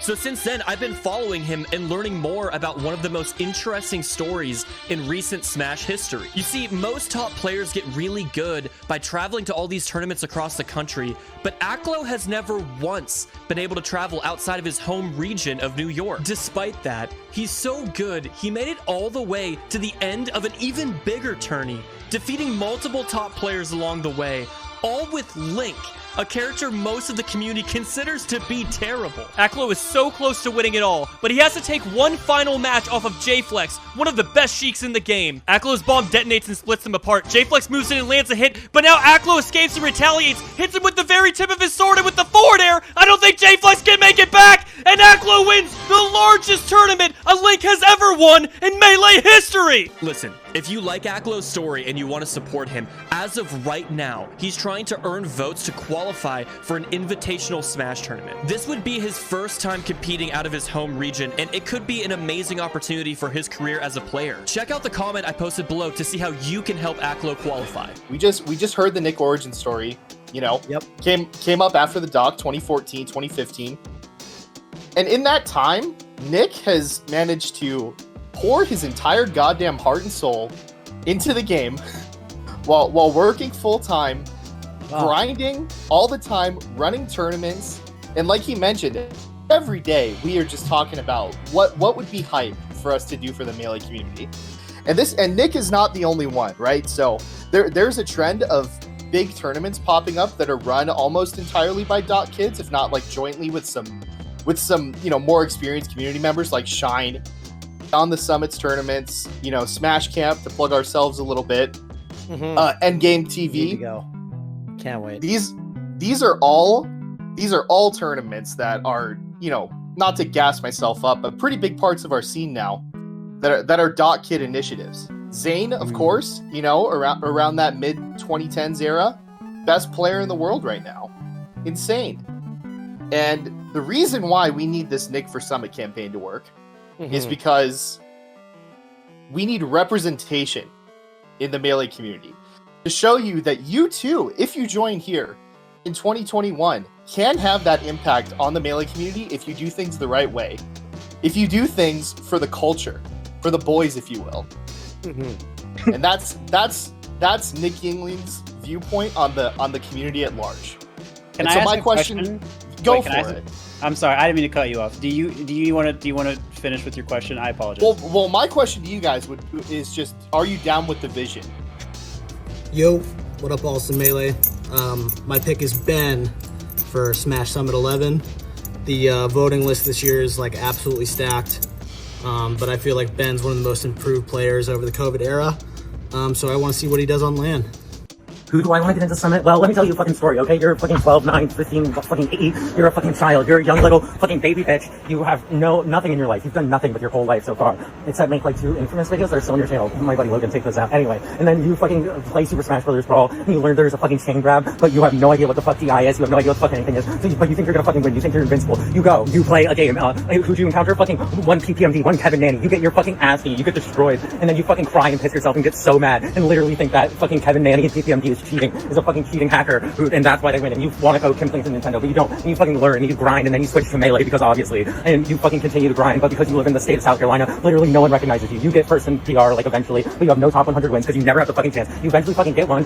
Then fucking Corona hits. You have the constitution of a small sickly Charles Dickens orphan boy. You get fucking mono. You get fucking chronic fatigue. You have constant mental health issues. And you're fucking stupid as well in a lot of important ways. But it doesn't matter because you fucking grind. You're good. And so everyone's like, wow, look at this sick. I'm smart. It's like, you know what? 90% of people are actually like, wow, I hate this hot 6'6". What an idiot. And then so you cry on stream every time you lose because you care so fucking much. And then you know what happens? You fucking keep grinding and you keep playing, and then you have to fucking take a break because you literally don't have internet, like several times in a row. Like it's literally impossible for you to get internet. And you like beg and plead with the fucking internet guy. And I specifically call the college internet people and like stop being little bitches, and they can't. It's physically impossible. So you can't even continue to grow in like your biggest opportunity in your biggest fucking time. But whatever, you keep grinding, you take a break for a while, but then fucking Summit comes and you're like, holy shit, I want to go to this. And you know what? I look at this and I decide I want LSD, or you want it. I forget fucking metaphor, but LSD should go to fucking Summit because this motherfucker cares, okay? Sure, he's not fucking Zain who loses and wins with a Zen look, okay? I read Meditations by Marcus Aurelius. I see the appeal in that. But you know what's more appealing than that? A guy, a fucking non-binary cool Chad who fucking cares so goddamn much, who cares about Melee and just cares about fucking competing and wants to fucking win, okay? And that's why I want LSD, my boy Logan, to go to Summit, because he fucking cares more than any other motherfucker.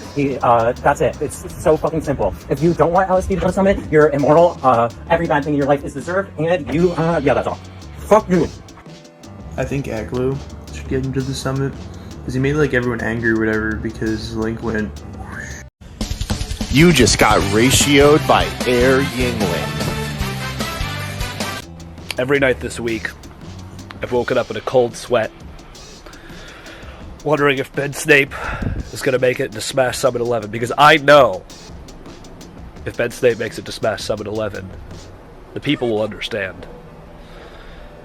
He's going to win singles, he's going to win doubles, he's winning 2v2 basketball. Ben Snape for Summit, it's a no-brainer. You can't possibly argue for any other player over Ben fucking Snape for Smash Summit 11. I'm here to tell you why you should vote S2J for Smash Summit 11. No, I know what you're thinking. Why should I vote for someone who's actively rooting against our Lord and Savior Yingling? But I mean, look at him over there. He's balling, bro. Look at him, like, Yingling and that shit, you know? He's chilling. Why would you want to vote for anyone except him? I'll tell you why. According to this complete statistical graph I made right there, Johnny Kim is actually the 3rd best player in the world. And I mean, let's be honest here. Who else are you gonna vote in? Hbox? Yeah, me too, actually. I feel really bad for the guy. Point is, I mean, look how sick he is. He styles a man every day of the week. Look how sick he is. And you're not gonna vote that guy in? What's wrong with you? Look Johnny Kim dead in the eyes and tell him you won't vote for him. Do it. I dare you. You can't. You won't. Because you will. You will vote for Johnny Kim. You will vote for S2J. You know, it also helps about, like, the fact that he's one of the few people to be a net play era Zain. One of the select few that aren't called Mango, you know? Just the GOAT, the best player in the world, you know? If anybody deserves to get the vote in for Summit 11, it's gonna be Johnny Smoke 2 Joints Kim. You know it to be true. Also, you should sub to ALLSTON Melee on YouTube. It's no secret if you went through my Twitter, who I'm voting for, and that's gonna be Nick Yingling. Besides being one of my best Melee friends that I met in Arizona, he's just, I think, a really solid pick overall. He's not the top player or anything, but he's, the working class mid to high level Falco player out here on the West Coast. And honestly, Mikey summed it up the best, which is that he's done a lot of really good stuff for the community overall, especially in Arizona. He's done a lot of TOing. He's made a lot of really hype things happen, like Smash Camp. He definitely is a major catalyst in how people interact with each other out here, and it's all for the betterment of the community. And on top of that, between working a full-time job, playing Melee, and doing TOing, he's not that bad on the sticks. So I mean, he might not take any sets or anything out, against top 10 players in the world, sure, but it'll at least be a good time seeing a friend, as well as someone that is more approachable in terms of skill level for a lot of people, to see how they will kind of, to a degree, I guess, stack up, if that makes sense. And also, I mean, all this support that he's getting, I mean, that's all on him. People keep shouting out that oh, he's friends with, so-and-so streamer and whatnot. From what I understand, that has not played a part in anything when it comes to his support, and I'm pretty deep into all of that with him. I understand where a lot of his support is coming from. It's all from mostly people in Arizona and on the West Coast predominantly that are in support of him and know him because of just who he is. So yeah, I mean, this is a guy that's absolutely getting up to the top of the ranks, not because of a free handout or anything. This is all him. So I think that's even more deserving, if anything.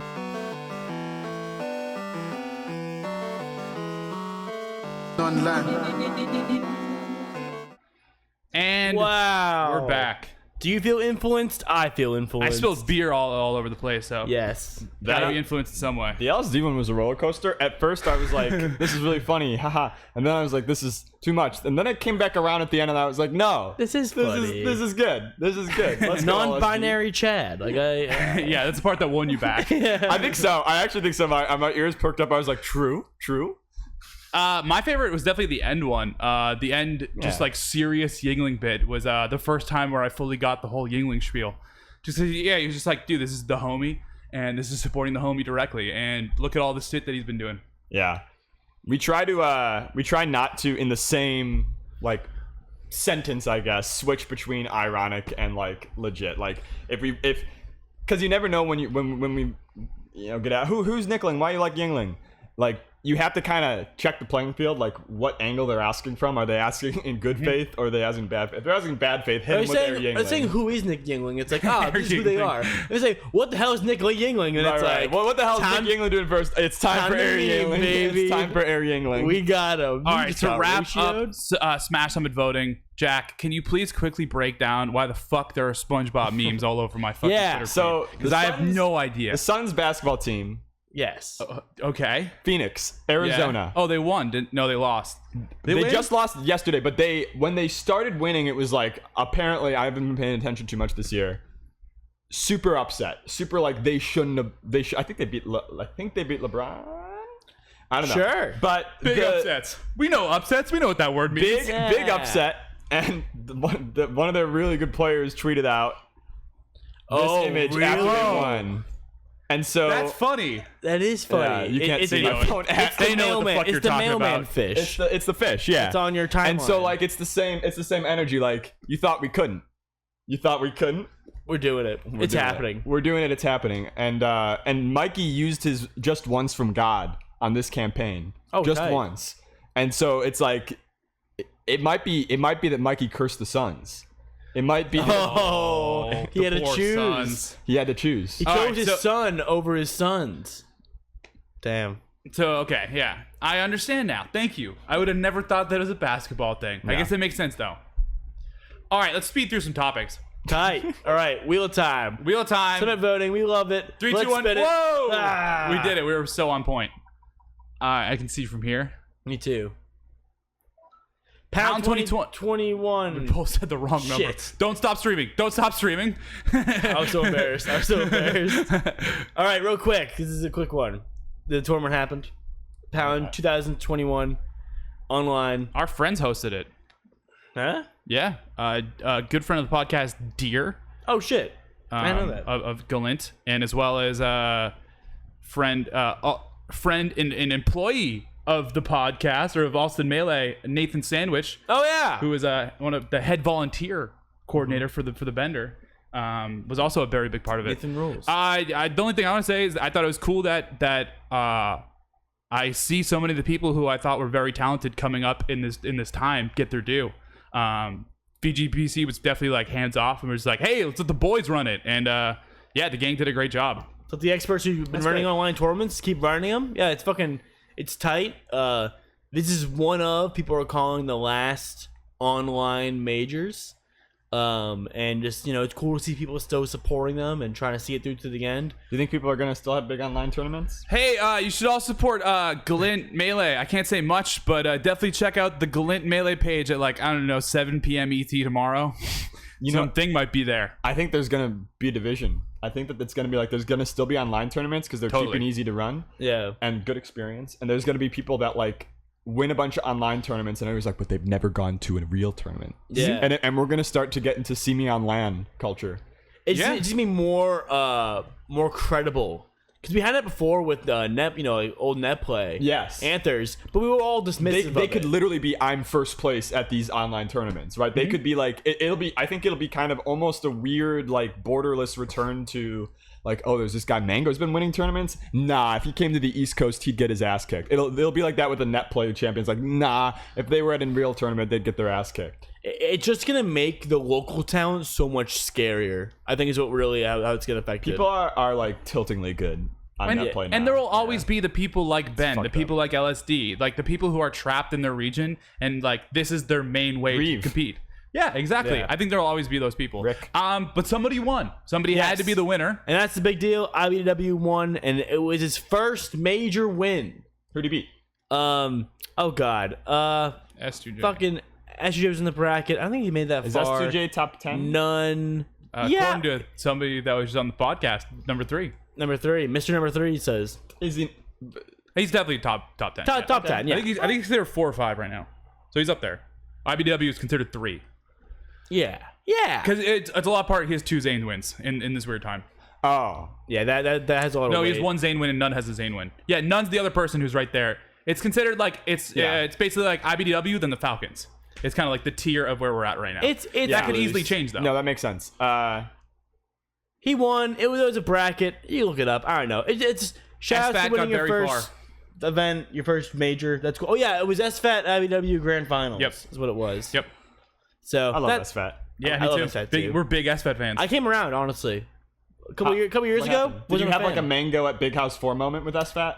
I think he just started showing more of his personality online and stuff, and I just was like, wait a minute, this guy's not just like a okay, like no, okay, I say okay. No, he's got like a really whole good fox point of view on the fucking universe. Baby. Yeah, he's a totally. person who is like funny and like genuine, and I'm like, this guy's awesome. I like this guy a lot. I love SFAT. I met him at Shine. That's where I came around. I was like, I totally got it after like meeting him in person, because I was like, oh, he's just funny and like this. I get nervous about being fans of people. I used to be a big like fan kind of guy. Fan. Then you get burned because you start to meet the people that you're fans of, or they're like, horrible people, and that you find out that.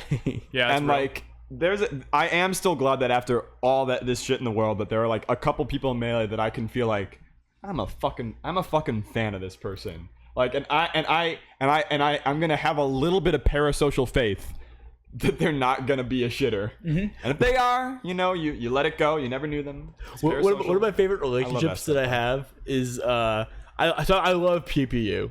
Yep. Very cool person. I've only had one interaction with him. I'm like fairly certain we won. One I can remember at least. Do you think he remembers it? I don't think he does. Well, he might. I don't know. We're at the back room of Shine. Oh, jeez. I'm walking. Bad spot already. I'm walking past him. I'm wearing it's Shine 2016. I'm wearing my Sublime shirt. And I think he stops me. Or maybe I say hi. The conversation starts somehow. And he's like, dude, I love that you're wearing like this very basic, like... like yo, that's so normcore, dude. It's so funny. It's like, dude, it's so cool. You're repping like this like normie like shirt, like that's some West Coast. That's some West Coast thing to say. This big Sunday like finals day, and you're just wearing a Sublime shirt. No, that's real. Like that's so cool. And I was like, that's great. I was like, what, dude? Like it's just I'm just wearing a Sublime shirt. I mean, West man. Coast thing is saying that like I feel like that kind of like combination of very. It's frank, but not in the way that a New Yorker is frank. It's like, dude, I really like what you're doing. Thank you. I have to share this with you. That like in the Midwest time, it's like if you noticed other people, that's a problem.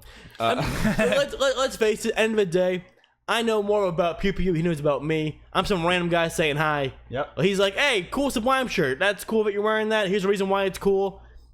But I was still like, damn, dude. He thinks I'm a fucking normie. I'm not a normie. You're a big fanner. You're an unapologetic. I like being a fan. I like people. Yeah, I think.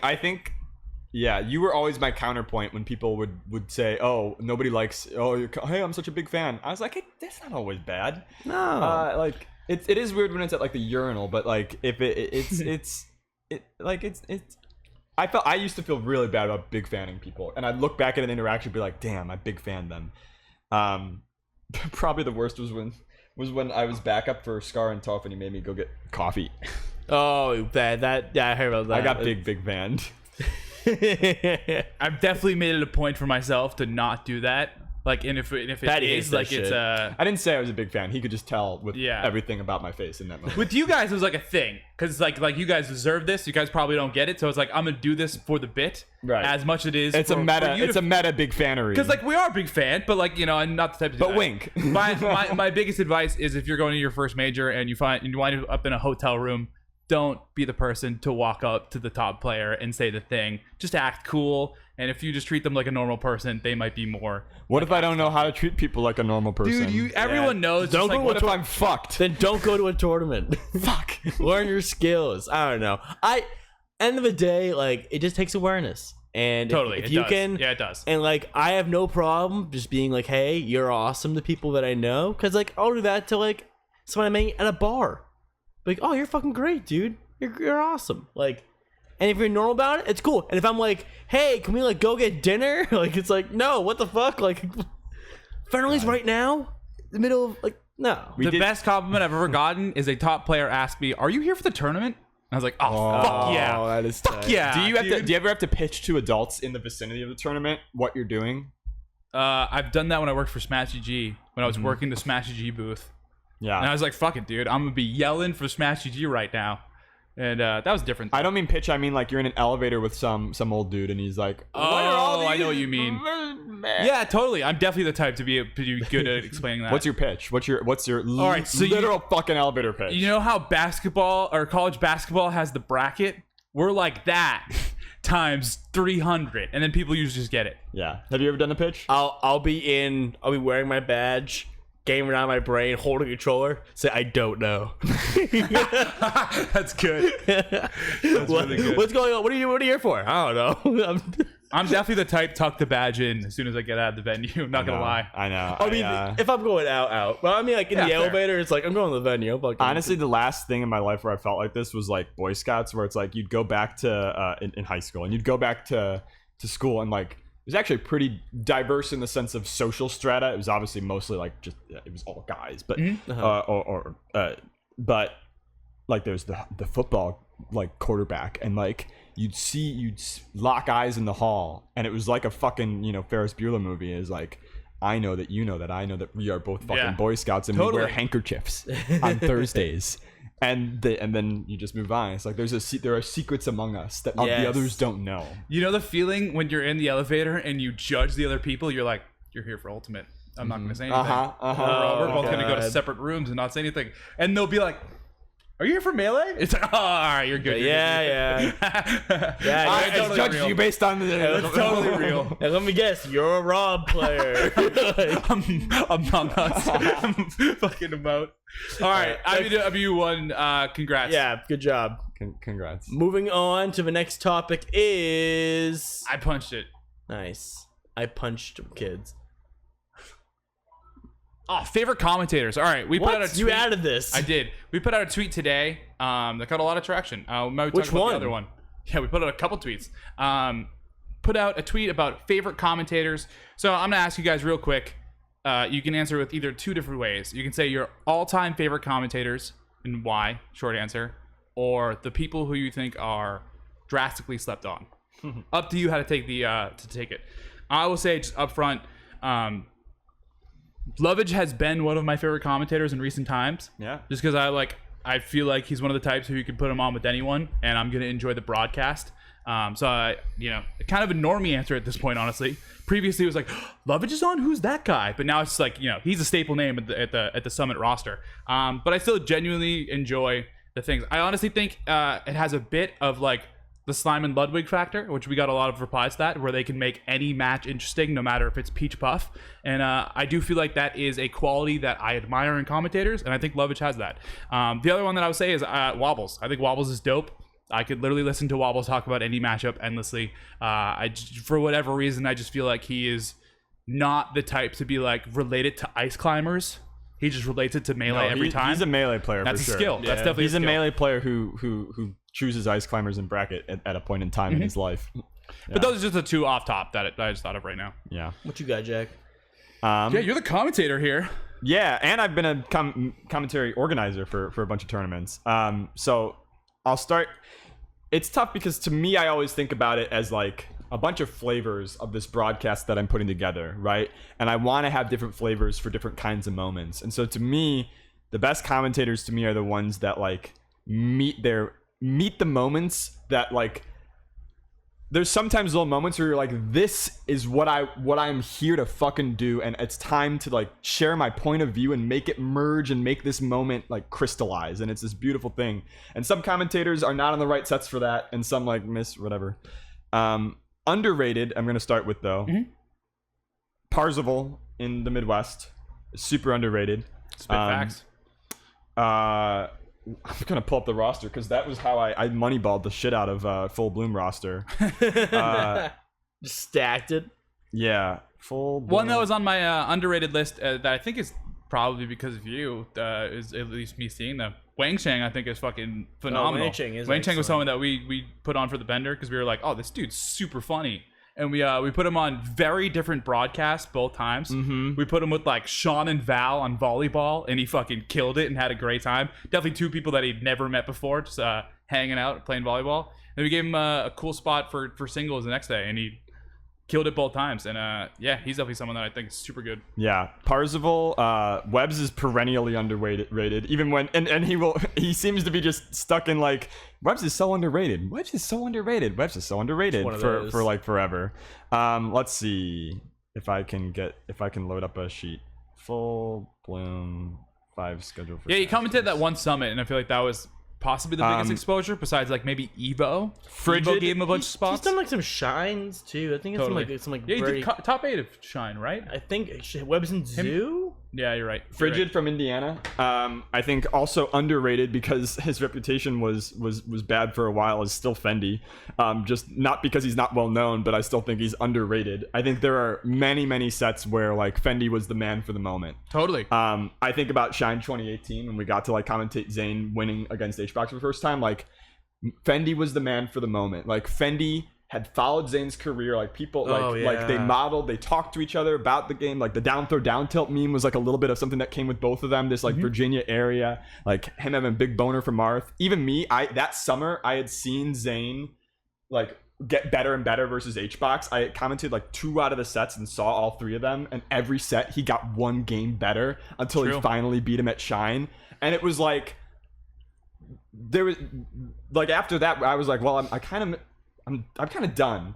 I'll do commentary people ask, but like we were there for the moment. I think the person who has the most of that is Scar, obviously. Yeah, where he's like the man for the moment. But there have been times when it's been Wife. There's been times when it's fucking Homemade Waffles and Phil. I don't know. It's really tough. There are people that I think struggle to live up to the moments they get put in front of them, and even I definitely had, because they don't have a point of view about Melee. They don't have something that they're like fucking burning about, that they like. And every commentator that's worth a salt will have something that they care about, and they'll care about Melee. They'll be passionate about. They'll have a little bit of fire, but they don't always have a point of view. They don't always have something that they fucking want to say, and that makes it really hard to hit those moments where you got to do it. That's real. Yeah. It's fucking good shit. Why are you here? What are you here for? Like, and that's why everybody gets pissed about commentary, because they feel like they're these tension of these 2 parts, the point of view and the skill itself. And they're like, well, I have a point of view. I could be up there, and I would say something. Or they have the skill. And I could be up there. I don't fuck up my words. Everybody feels like they could do part of the job that they're not seeing getting done. It's almost like a balance of killing time and having something to say. Yeah, well, because like that's kind of part of the job, right? You have to be speaking the entire time, not necessarily every single time. That you're gonna to me have something to is say. like file under like charisma. Like that's like technical ability. There are a lot of people that go all. I think Ludwig and Slime, like the one guy said, like they will make everything. So I think the cheat is crazy at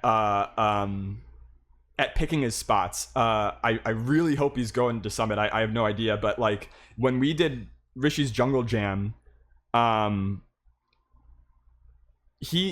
was a TriCast, and TriCasts are tough, because you might talk over each other, and me and Chroma are both really talkative, so we would talk, and Mikey would find these spots and just say shit like 2 words, and we'd be rolling with laughter. Yeah, 1-2 punch. Oh my god, I never have known a commentator to find their spots and get in there with like the perfect thing to say before Mikey.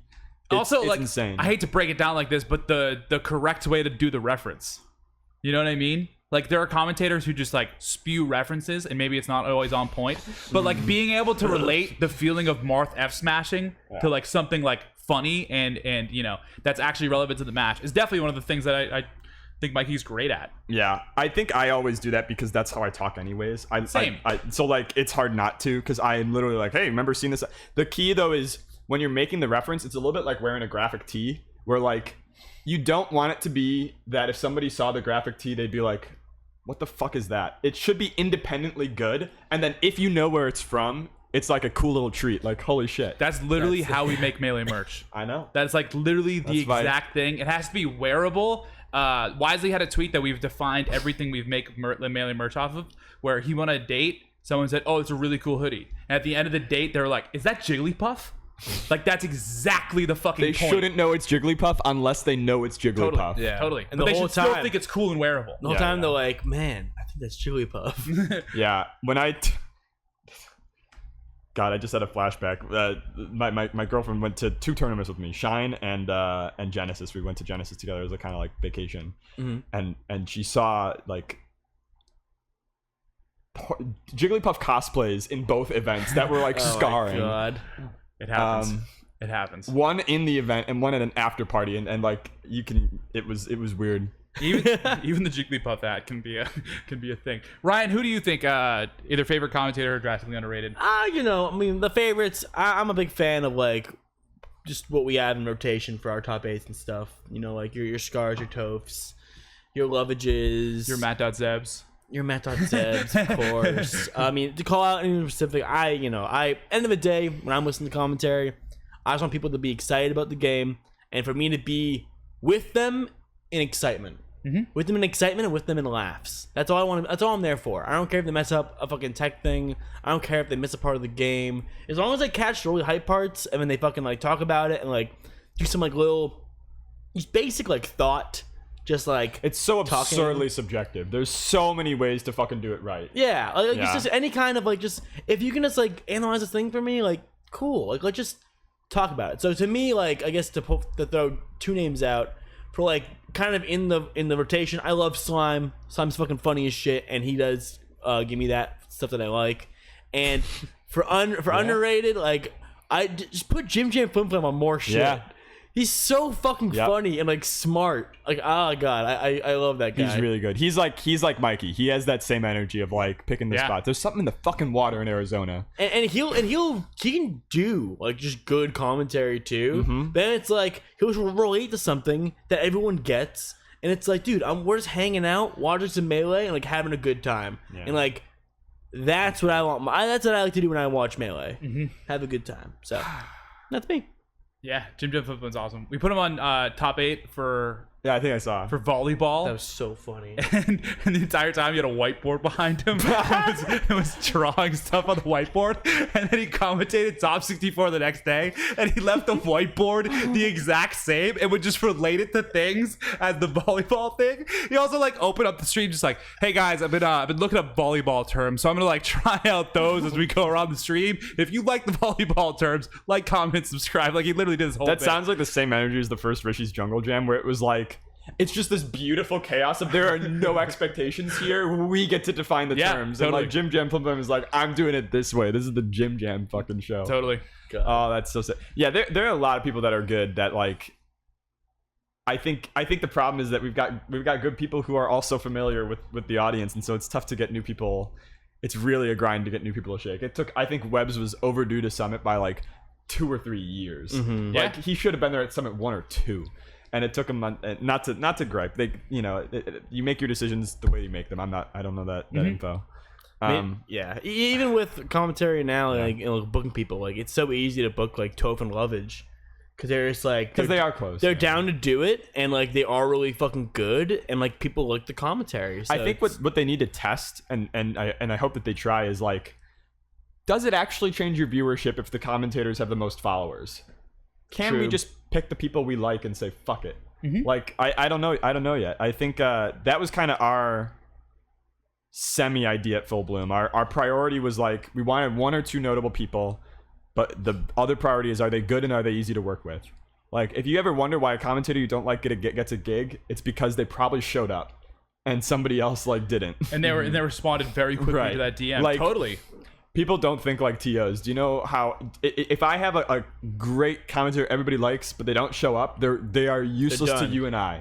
Yeah. It doesn't matter how good they are, how popular they are, if you aren't reliable or awake or showing up and stuff. So or just easy to work with. Respond quickly to emails. Yeah, that's real. Now let's get this wheel turning. Big wheels keep on spinning. Big wheels keep on turning. I punched it 3 times. All right. Get me home. All right. Top player privilege needs a buff? ? Yeah. Remember this one? I remember this one. All right. So Mars tweeted out a thing. Yeah. New England Melee Mars. New England Ultimate Mars. Yeah. He's never come to one of our tournaments. He tweeted out this thing everyone flamed him for. I can't remember it verbatim, but I remember. Essentially, it was these fucking loser 0-2ers are taking our spots. I'm paraphrasing So here. sick. They're taking our spots. And It was so sick to be that pointlessly aggressive. yeah, he definitely said 0-2ers who take selfies was part of it. Yeah, that was Like they're just gonna go into and bug me. So can they just not be there? sick. But the real point of it was so that top sick. players should get early registration as opposed to everyone else. Yeah. And they do. They do. That's the answer. Mars, If the first thing I thought when I saw that tweet, literally it activated the TO part of my brain, and I was like, TO's fucked up. Not because like it's blaming, but like if I'm a TO, I don't want Leffen tweeting about me, and I will do what it takes to make that not happen. Yeah. And I was like, TO's fucked up. If the TO, let's just say They got a top player on their ass. if there They didn't wasn't need that heat. if the top players, if MK Lily doesn't have an email sitting his account from even like a month or two ago saying like, hey, tournament's happening, like can we Great point. point. Do you want to be in there? Like then it is kind of a fuck up. Because I think TO is like, because usually No, I know. You will Sweet D's tweet is the perfect summary. you're gonna field it. You're gonna say, hey, like I'm having a big event come, I want you to be there. I want to put your name on the attendance list. Like, can you? And then you know what they normally say? Maybe. Yeah. You ever And get then- a top player that reached out to you? After Reg closed? Just no, ever. Period. Like pay to fly me out. Pitched you. No, I never did. Are you? We had one and we said no. It was so sick. We've had the He's opposite. top 5 guy. The opposite. We paid someone to leave. We've had the opposite where they said, Reg is closed. Can I enter still? And we're like, yeah, dude, got it. You got it, bro. That's what we say. Yeah. Yeah. We would have the TOs take slot at the events for that occasion. Because the fact of the matter is, a Totally. tournament is It's real. it's a network good. It's good because of the network we create. And I'm like, like Mars is an asshole, but like, yes, the top player brings more to the rest of the room than the O2er. I'm sorry. And that doesn't mean that the O2er isn't valuable, but like, and I will try to find a way to sacrifice myself instead of putting either of those against each other. But we would take slots and we'd say, yeah, top players are children who can't sign up to things on time, and they are yet at the same time what people are paying for. Yeah, same deal. We had 8 G-Town Toms sign up for the Beaumont Memorial. Because like we know that one of those G-Town Toms is going to go to someone, and they went to IBDW. Yep. You know what I mean? Yeah. What do you think, Ryan? We're all TOs here. We're all TOs. All the TOs just look at that, raise the wine glass. It's classic error. It sucks. I mean, you're right, Jack. I wouldn't even say like it's the room. It's just like as a TO, like they're an asset to you. Like more people are gonna watch the stream. The more people are gonna want to compete. It brings more prestige to your event to have these names on it. Like, I don't think any TO would ever sub out anyone for that top player. Yeah, like no. you missed it. You missed it. Yeah. It's this event is 2001. And the big thing to also remember is that we are in COVID and they have reg caps for a reason. Yeah. Like that. It's. I think +1 they could do it. They might literally have a contract. That's fair. Where it's like we can only have this many people. So the other part where They might. We don't know that. They could +1 it. Like the options are open. I know. I'm with everyone saying like. I also think there's a point where the TOs can say fuck off. Like, Absolutely. There's a point of diminishing marginal returns of top players. Yeah, certainly. I don't know. I get it. I get Mars's tweet. You know, it's just like you didn't have to go for the O2ers there. Yeah, it's a weird. You went for the people that are paying for you, right? It's a great way. Well, I truly think that part of it was he was trying to be funny, and he was trying to make his bitchy tweet be funny. But then people took it a different way. Yeah. But the point I'm trying to make. This is my motto: assume stupidity before malice. Exactly. Assume stupidity before malice. He was trying to be funny and he didn't get it. The other part that truly no one has ever experienced, not Ultimate or Melee, but prior to this, is that we've never had events cap in that quick of time. Like no event has ever hit 2,000 entrants as quick as that event. I'm pretty confident just going out there and saying. Yeah. Even like Evo hasn't like, and that's because they were like, this is the amount of entrance spots that we have.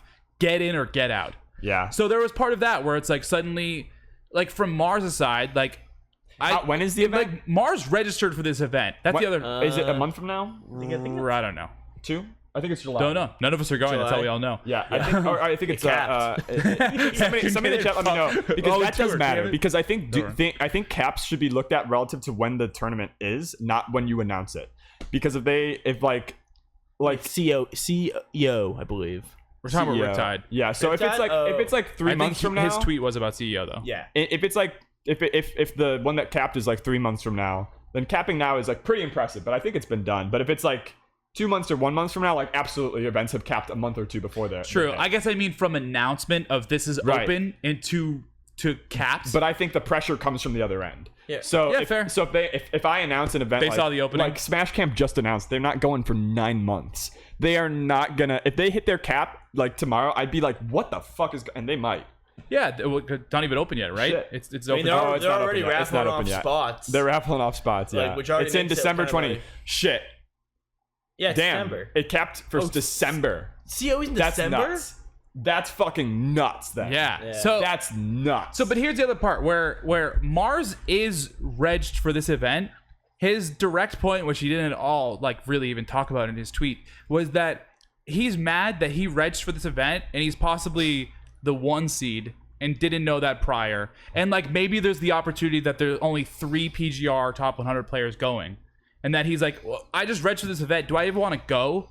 You ever had a top player pull out on you? Yes.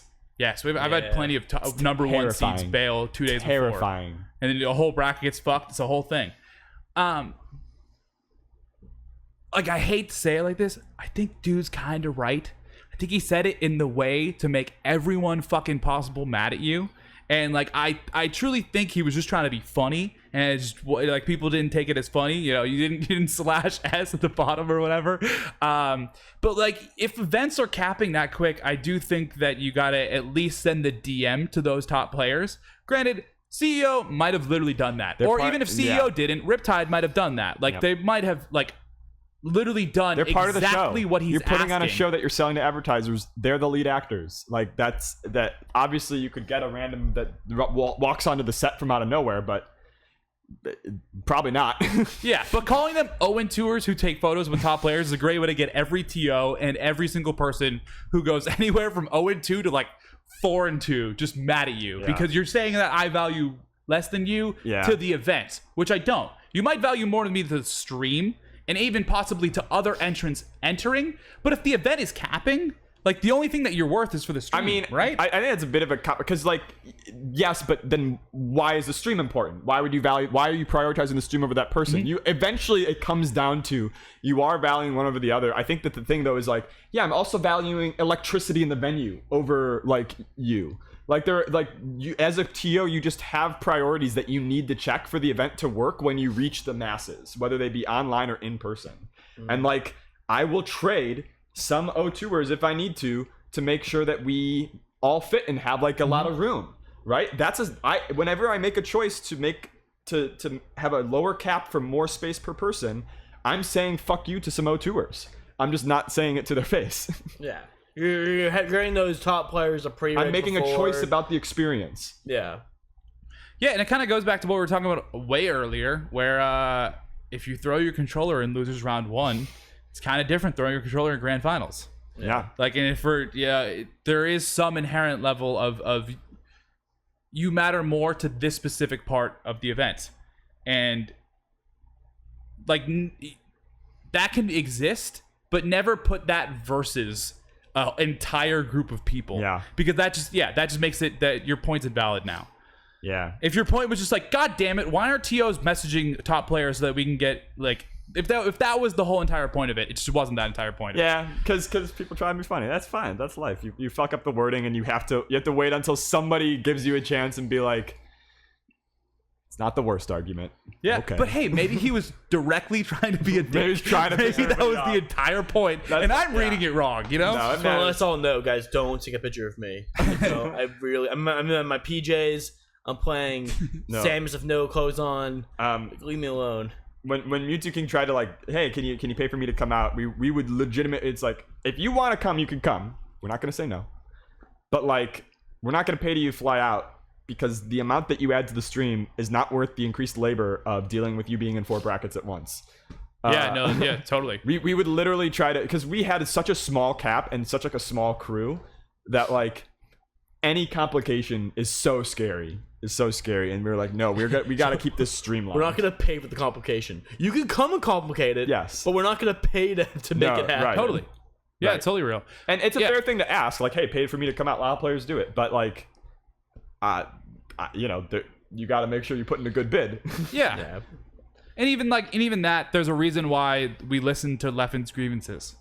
You know, there's a reason why we consider those more than just like the most hashtag Shine 2018 The most tweets. glorious thing was Full Bloom 3.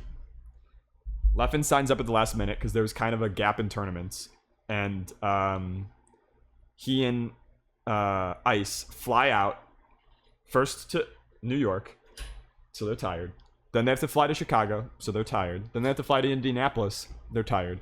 And then they have to drive an hour south of Indianapolis to Bloomington, Indiana. They're quite tired. And Ice and Leffen realize in between Indianapolis and Bloomington that this is a one-day event. Oh.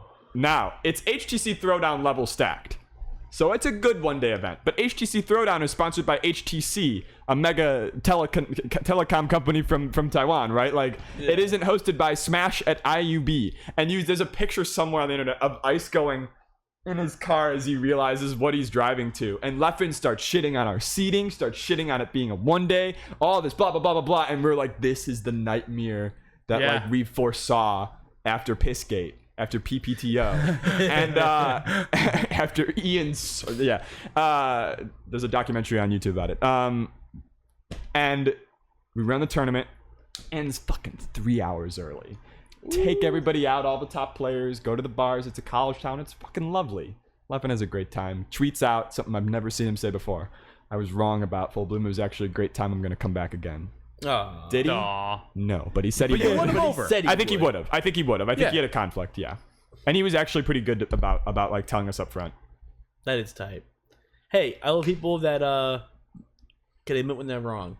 It's so sick. It's good. It's good. And that's usually not Leffen. No. All right, moving on. So Mars, hey, you know, just say it better next time, okay? Or just say what you mean easier. Yeah. Spin. I think he was trying to be a crush tweet, and it just didn't come out good. It's been too early. Zain finally gets banned. Finally, Zain gets banned. Finally, he gets. I've been waiting for this slain forever. for his errors. Oh my god! So I'll just explain this real quick. If you don't know, Zain got banned from Twitch. From Twitch for 7 days. This was like a day or two ago, and what happened was, good old Golden Guardians had a contest. Hey, if you the most likely reply to this tweet will change that to Zain Slippy tag for the week. Ludwig's like, I know what's funny. I will reply, and since I am the most popular person, I will probably win this for free. What to make Zain's tag? What is funny? Meatspin.com. Puts that in. It's funny. Gets the most likes, and then Golden Guardians. I was sad that XX Family Guy 13 or whatever XX by the Family Guy funny Slippy, moments. yeah, funny Family Guy moments didn't win. That is too bad for more than one person. I do not think that would have got Zain banned. But good point. Yeah. You know what they could have done? Could have been Yingling for Summit. That was one of the top. Oh, it was? You know how that was the moment when I pointed when it was like, Ludwig is not helping us. He said meatspin.com instead of Yingling for Summit. And look at what has happened. Yeah, it all goes to shit. There was a point before it blew up where I was like, oh, I'm gonna say ALLSTON Melee, but I was like, this is gonna turn into some shit show. I'm just gonna stay out of this. Yeah, that's a great tweet. Great. Honestly, Golden Guardian's probably not even mad that he got banned. They're like, this is 10 times the return on this engagement-wise than we ever thought we'd get. Zane's probably pissed. His return stream is going to pop off, though. Return streams after, like, unfair bans go crazy. True. It's true. But, yeah, so we're all saying he got banned because you can't promote porn on Twitch. What? You can't do that. Since when? You can't do it. And Mikey took his shirt off yesterday. Shh. You're gonna get him doxxed. And listen, I totally understand. It's funny sometimes to think that, hey, this is inappropriate and this is a good joke, but then you kind of realize that, hey, what you're doing, you know, like promoting like porn to like anyone to see, isn't that funny? 7 days is a little excessive, though. It's a little excessive, but like at the end of the day, it's like you are Why? Showing a website Why? to a bunch of Because kids. I think That's my friends with the Why? biggest the biggest critique I've seen is that their bans have not been consistent.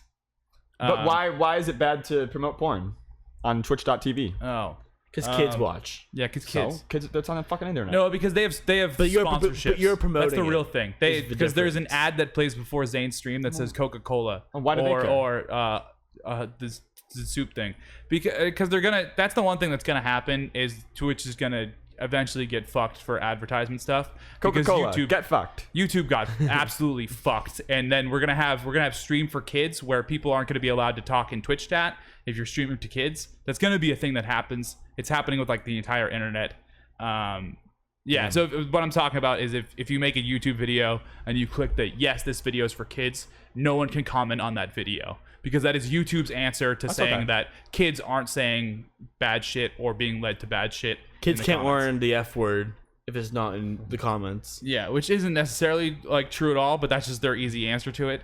But they're not helping it go. So it's just funny and like end of the day, no harm done. I hope the Golden Guardians are compensating Zain at least a little bit financially for this because they did make him do that. Rent is due. Yeah.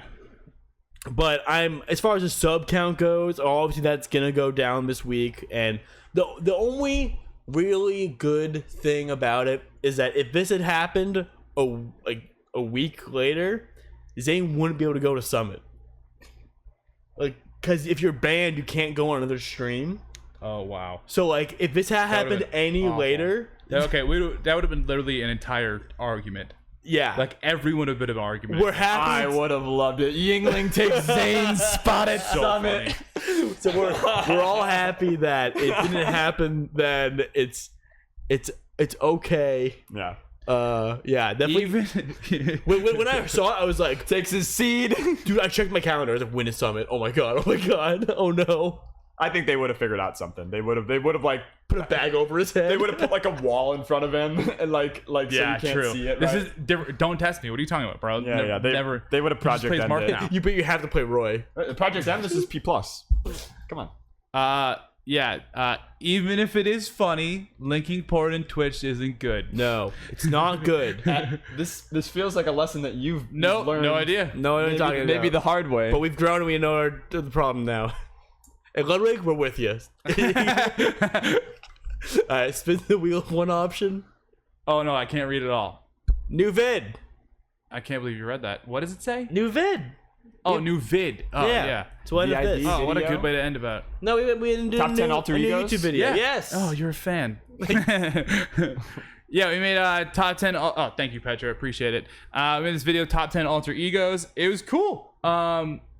We're gonna continue to do this thing where we're just gonna at one random point we're just gonna censor someone's face just to get the YouTube algorithm pumping. They were so mad about it. People were so mad about hacks being censored. I thought everyone was gonna be like, haha, funny joke, and no one took it as haha, funny joke. Who's no one? No one in the comments. No one said haha. Well, actually, no. Some people were saying haha, funny joke. Yeah, there were some haha funny jokes. There was haha. Don't funny stop. joke. 5%. No, absolutely. 5% absolutely. people. Yeah. Absolutely. No, complete shitheads. Maybe more. 5% is pretty generous to the human race. The thing is that like the people who are mad about it, like literally, it shows hacks censored out in a player cam, and then Patty literally says hacks like right after. Like it's not even a censor. Happy I didn't do the thing. I was gonna reverse his Hacks name. tweets out the video, he thinks you're pro hacks. Well, okay, so right? He's making fun of the censorship. Well, no, that was part of it. Where I was like, there was part where I was like, press. I'm the press. I'm censoring the. That was absolutely part of it. I had that idea, and there was even a cut where it says the press over him. But I was like, no, too far. That's inverting up its own ass. But maybe it wasn't. Maybe I needed to do that to be like, haha, funny joke. But yeah, people were like, wow, you're literally censoring the things that happen. Yes. It's like, whatever, dude. Yes, that's right. It's like, we love to not talk about hacks, but I'm tearing down the monuments. But that's Kimba's best win that tournament, so we have to mention him. And I could have went on a tirade and been a dick about it, you know? I could have been like, this is my opinion, but it's like, it's not the place for me to... Do you think if Yingling changed his tag to Kimba at the beginning of the nomination, that he would trick New England into nominating him? Ooh. We're smart. We know he's never coming back. Yeah, that's fair. Yeah. Except, why did he come back though when he did? Because we wanted $1,000. What the fuck? Yeah. Why does he come back for more? There was a local. Is it local convenient for him. The risk, the time in ratio is nuts. It was hard. It was a hard ass tournament for him to come back I think to. he still plays net play. I mean, not the hardest anymore. though. I knew when he was. Oh shit! Most I people remember did. him once It was like an telling open me secret. in hushed terms. Like I asked him.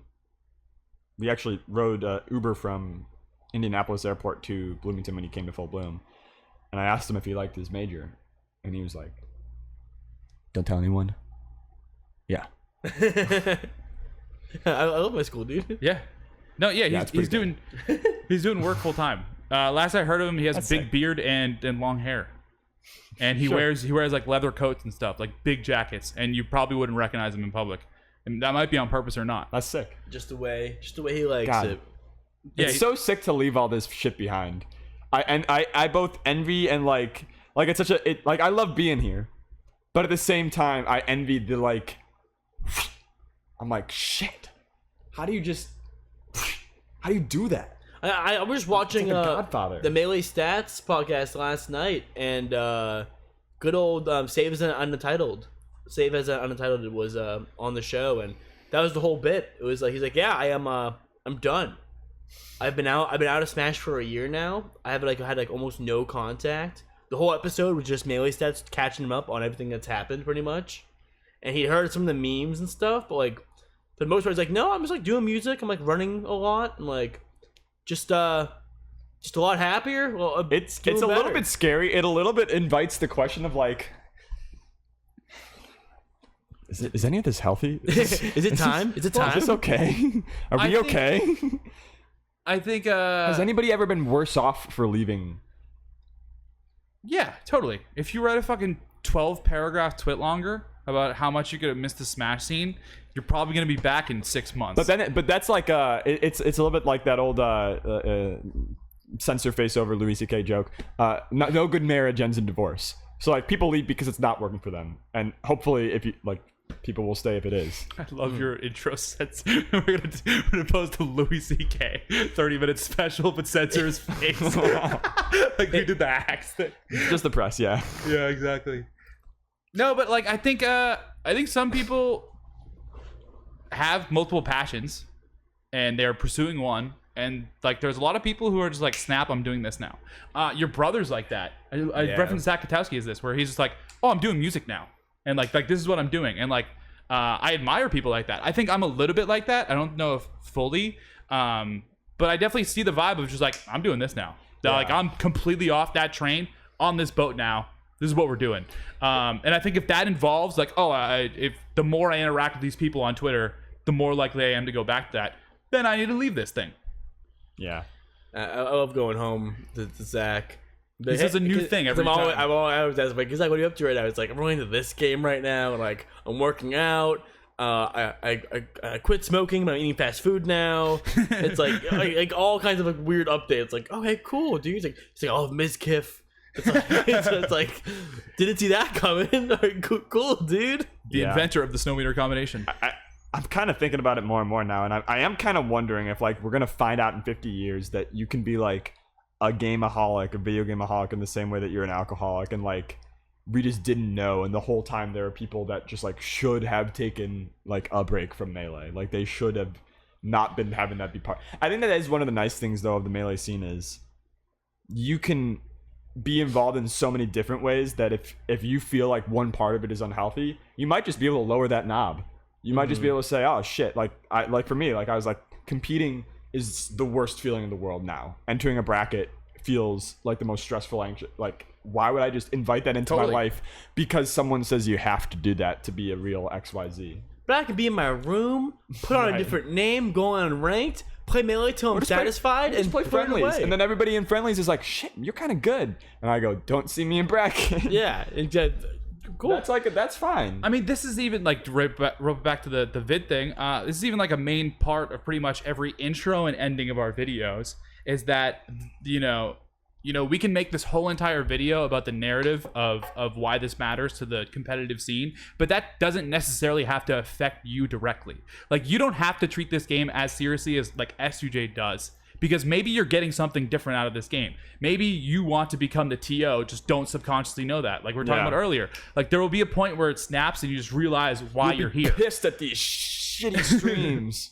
But yeah, like we said at the end of the video, stop blaming your problems on Fox McCloud and Jigglypuff. Like there is more to it than just that.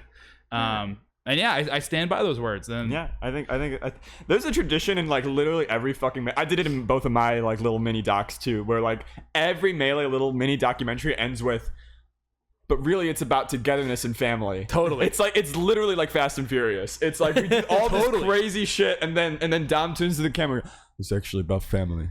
Because that's the part that's really hard to describe to someone who's never been to a major. Or like even their own local Fast tournaments. And Furious. Or seen Fast and Furious. No. Like that's the really part. That's hard to describe. Where it's like seriously, like they're 25% of the people here seriously care about their tournament performance. Like I think it's so much less than the amount of like people that we consider from this 3,000 person bracket. I mean, 25 is even like yeah, like that's probably a higher number too. Yeah. At a Genesis. Yeah, so many people are there for the experience of going to Genesis. And I just don't think that wrap it back to the other topic. Don't think that makes you more invalid than the person winning the tournament. You were there for different experiences. Maybe that top player contributes to your experience. But yeah, people can get different things out of Melee tournaments. Yeah, it's just a good time. It's a good time. And going back to the Videoholics thing, like end of the day, too much of anything is bad for you. Yeah, just no, like real. that's like just. If my one advice to anybody, like if you think you're doing something too much, just do something else. Yeah. Like you can split your time. You don't have to quit it cold turkey, but like there's other things to do. Like go touch grass, go make a video for something else. Go, learn a new game, play a single player game. Go walk. Like there's a lot else you can do, and like normally I feel like just breaks and like some balance can go a long way.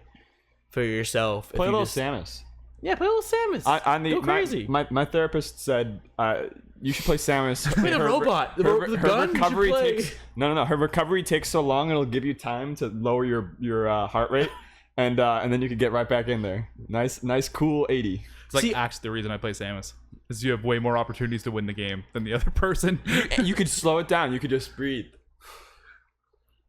Until you're playing like an actually good Marth. I've watched like some high level like Marth versus Samus sets because I was learning how to play Samus at the beginning of quarantine. And I was like, well, how do you deal with I'm in the air above him, maybe I used my jump, maybe I didn't. How do I get down? So I watch all these videos and the answer is you don't.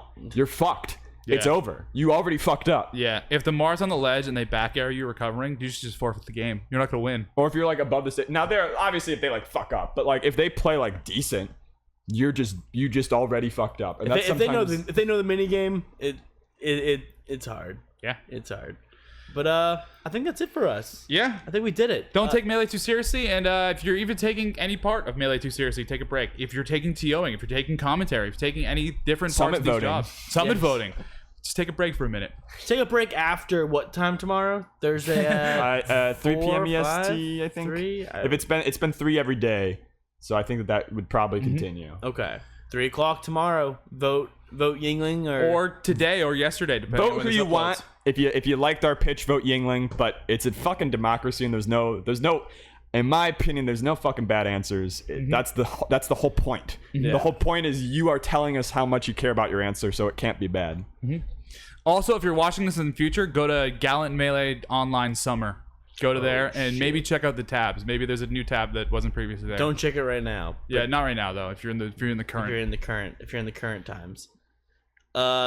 Anything else you want to say, Jack, before we close it? Plug. No, I don't plug anything. I got private Twitter. I just hang out with my friends. Gang. If you want to talk to me, just I guess find me. You'll find a way. Yeah, figure out if you could make it through the gates. Yeah, I'm on all sorts of Discords. I'm still around. Yeah, I'm not trying to put myself out there. And then we got anything else? You pulled Gallant. Anything else we got? That's it. Cool. And that's all I got too. Oh, check out ALLSTON Melee VOD's channel. I've been uploading there a good amount. Yeah, some reaction content. Road to what 30 You're We're reacting? at 71. Road to 100. 75. Let's take it, Joey. It's very small increases. It's very, Yeah, doing react content to melee content. Actually, I'm gonna shout out Zets because I said hell something yeah. mildly mean earlier, but I want to put in the context. I think what Zets is doing on TikTok is the sickest shit. It's really good. It's like the perfect thing. It's also the most cheating commentary I've ever heard in my life. The set already happened, and you get to commentate like the perfect hype moment. Like this is the electric bike of commentary. It's like you are not going uphill the same way we are, Bruster. But thank you for your service. I saw him in the chat earlier, so I'll plug Zets. A million TikTok fans being like, "Dude, this is the best commentator of all time." And that might be true, but he's on the electric bike on TikTok. See me on LAN. That's my next review. I got to figure out how to get on TikTok so I can review some of those. I hate TikTok. Can't figure it out. Xi Jinping, if you're listening, I love TikTok. Actually, yeah, check out the Zets channel. It's on my phone, I swear. Don't look. All right, cool. That's the show, baby. Peace out. Goodbye. Thanks for tuning in. Thanks for being here. Use Shout your out. voice and vote.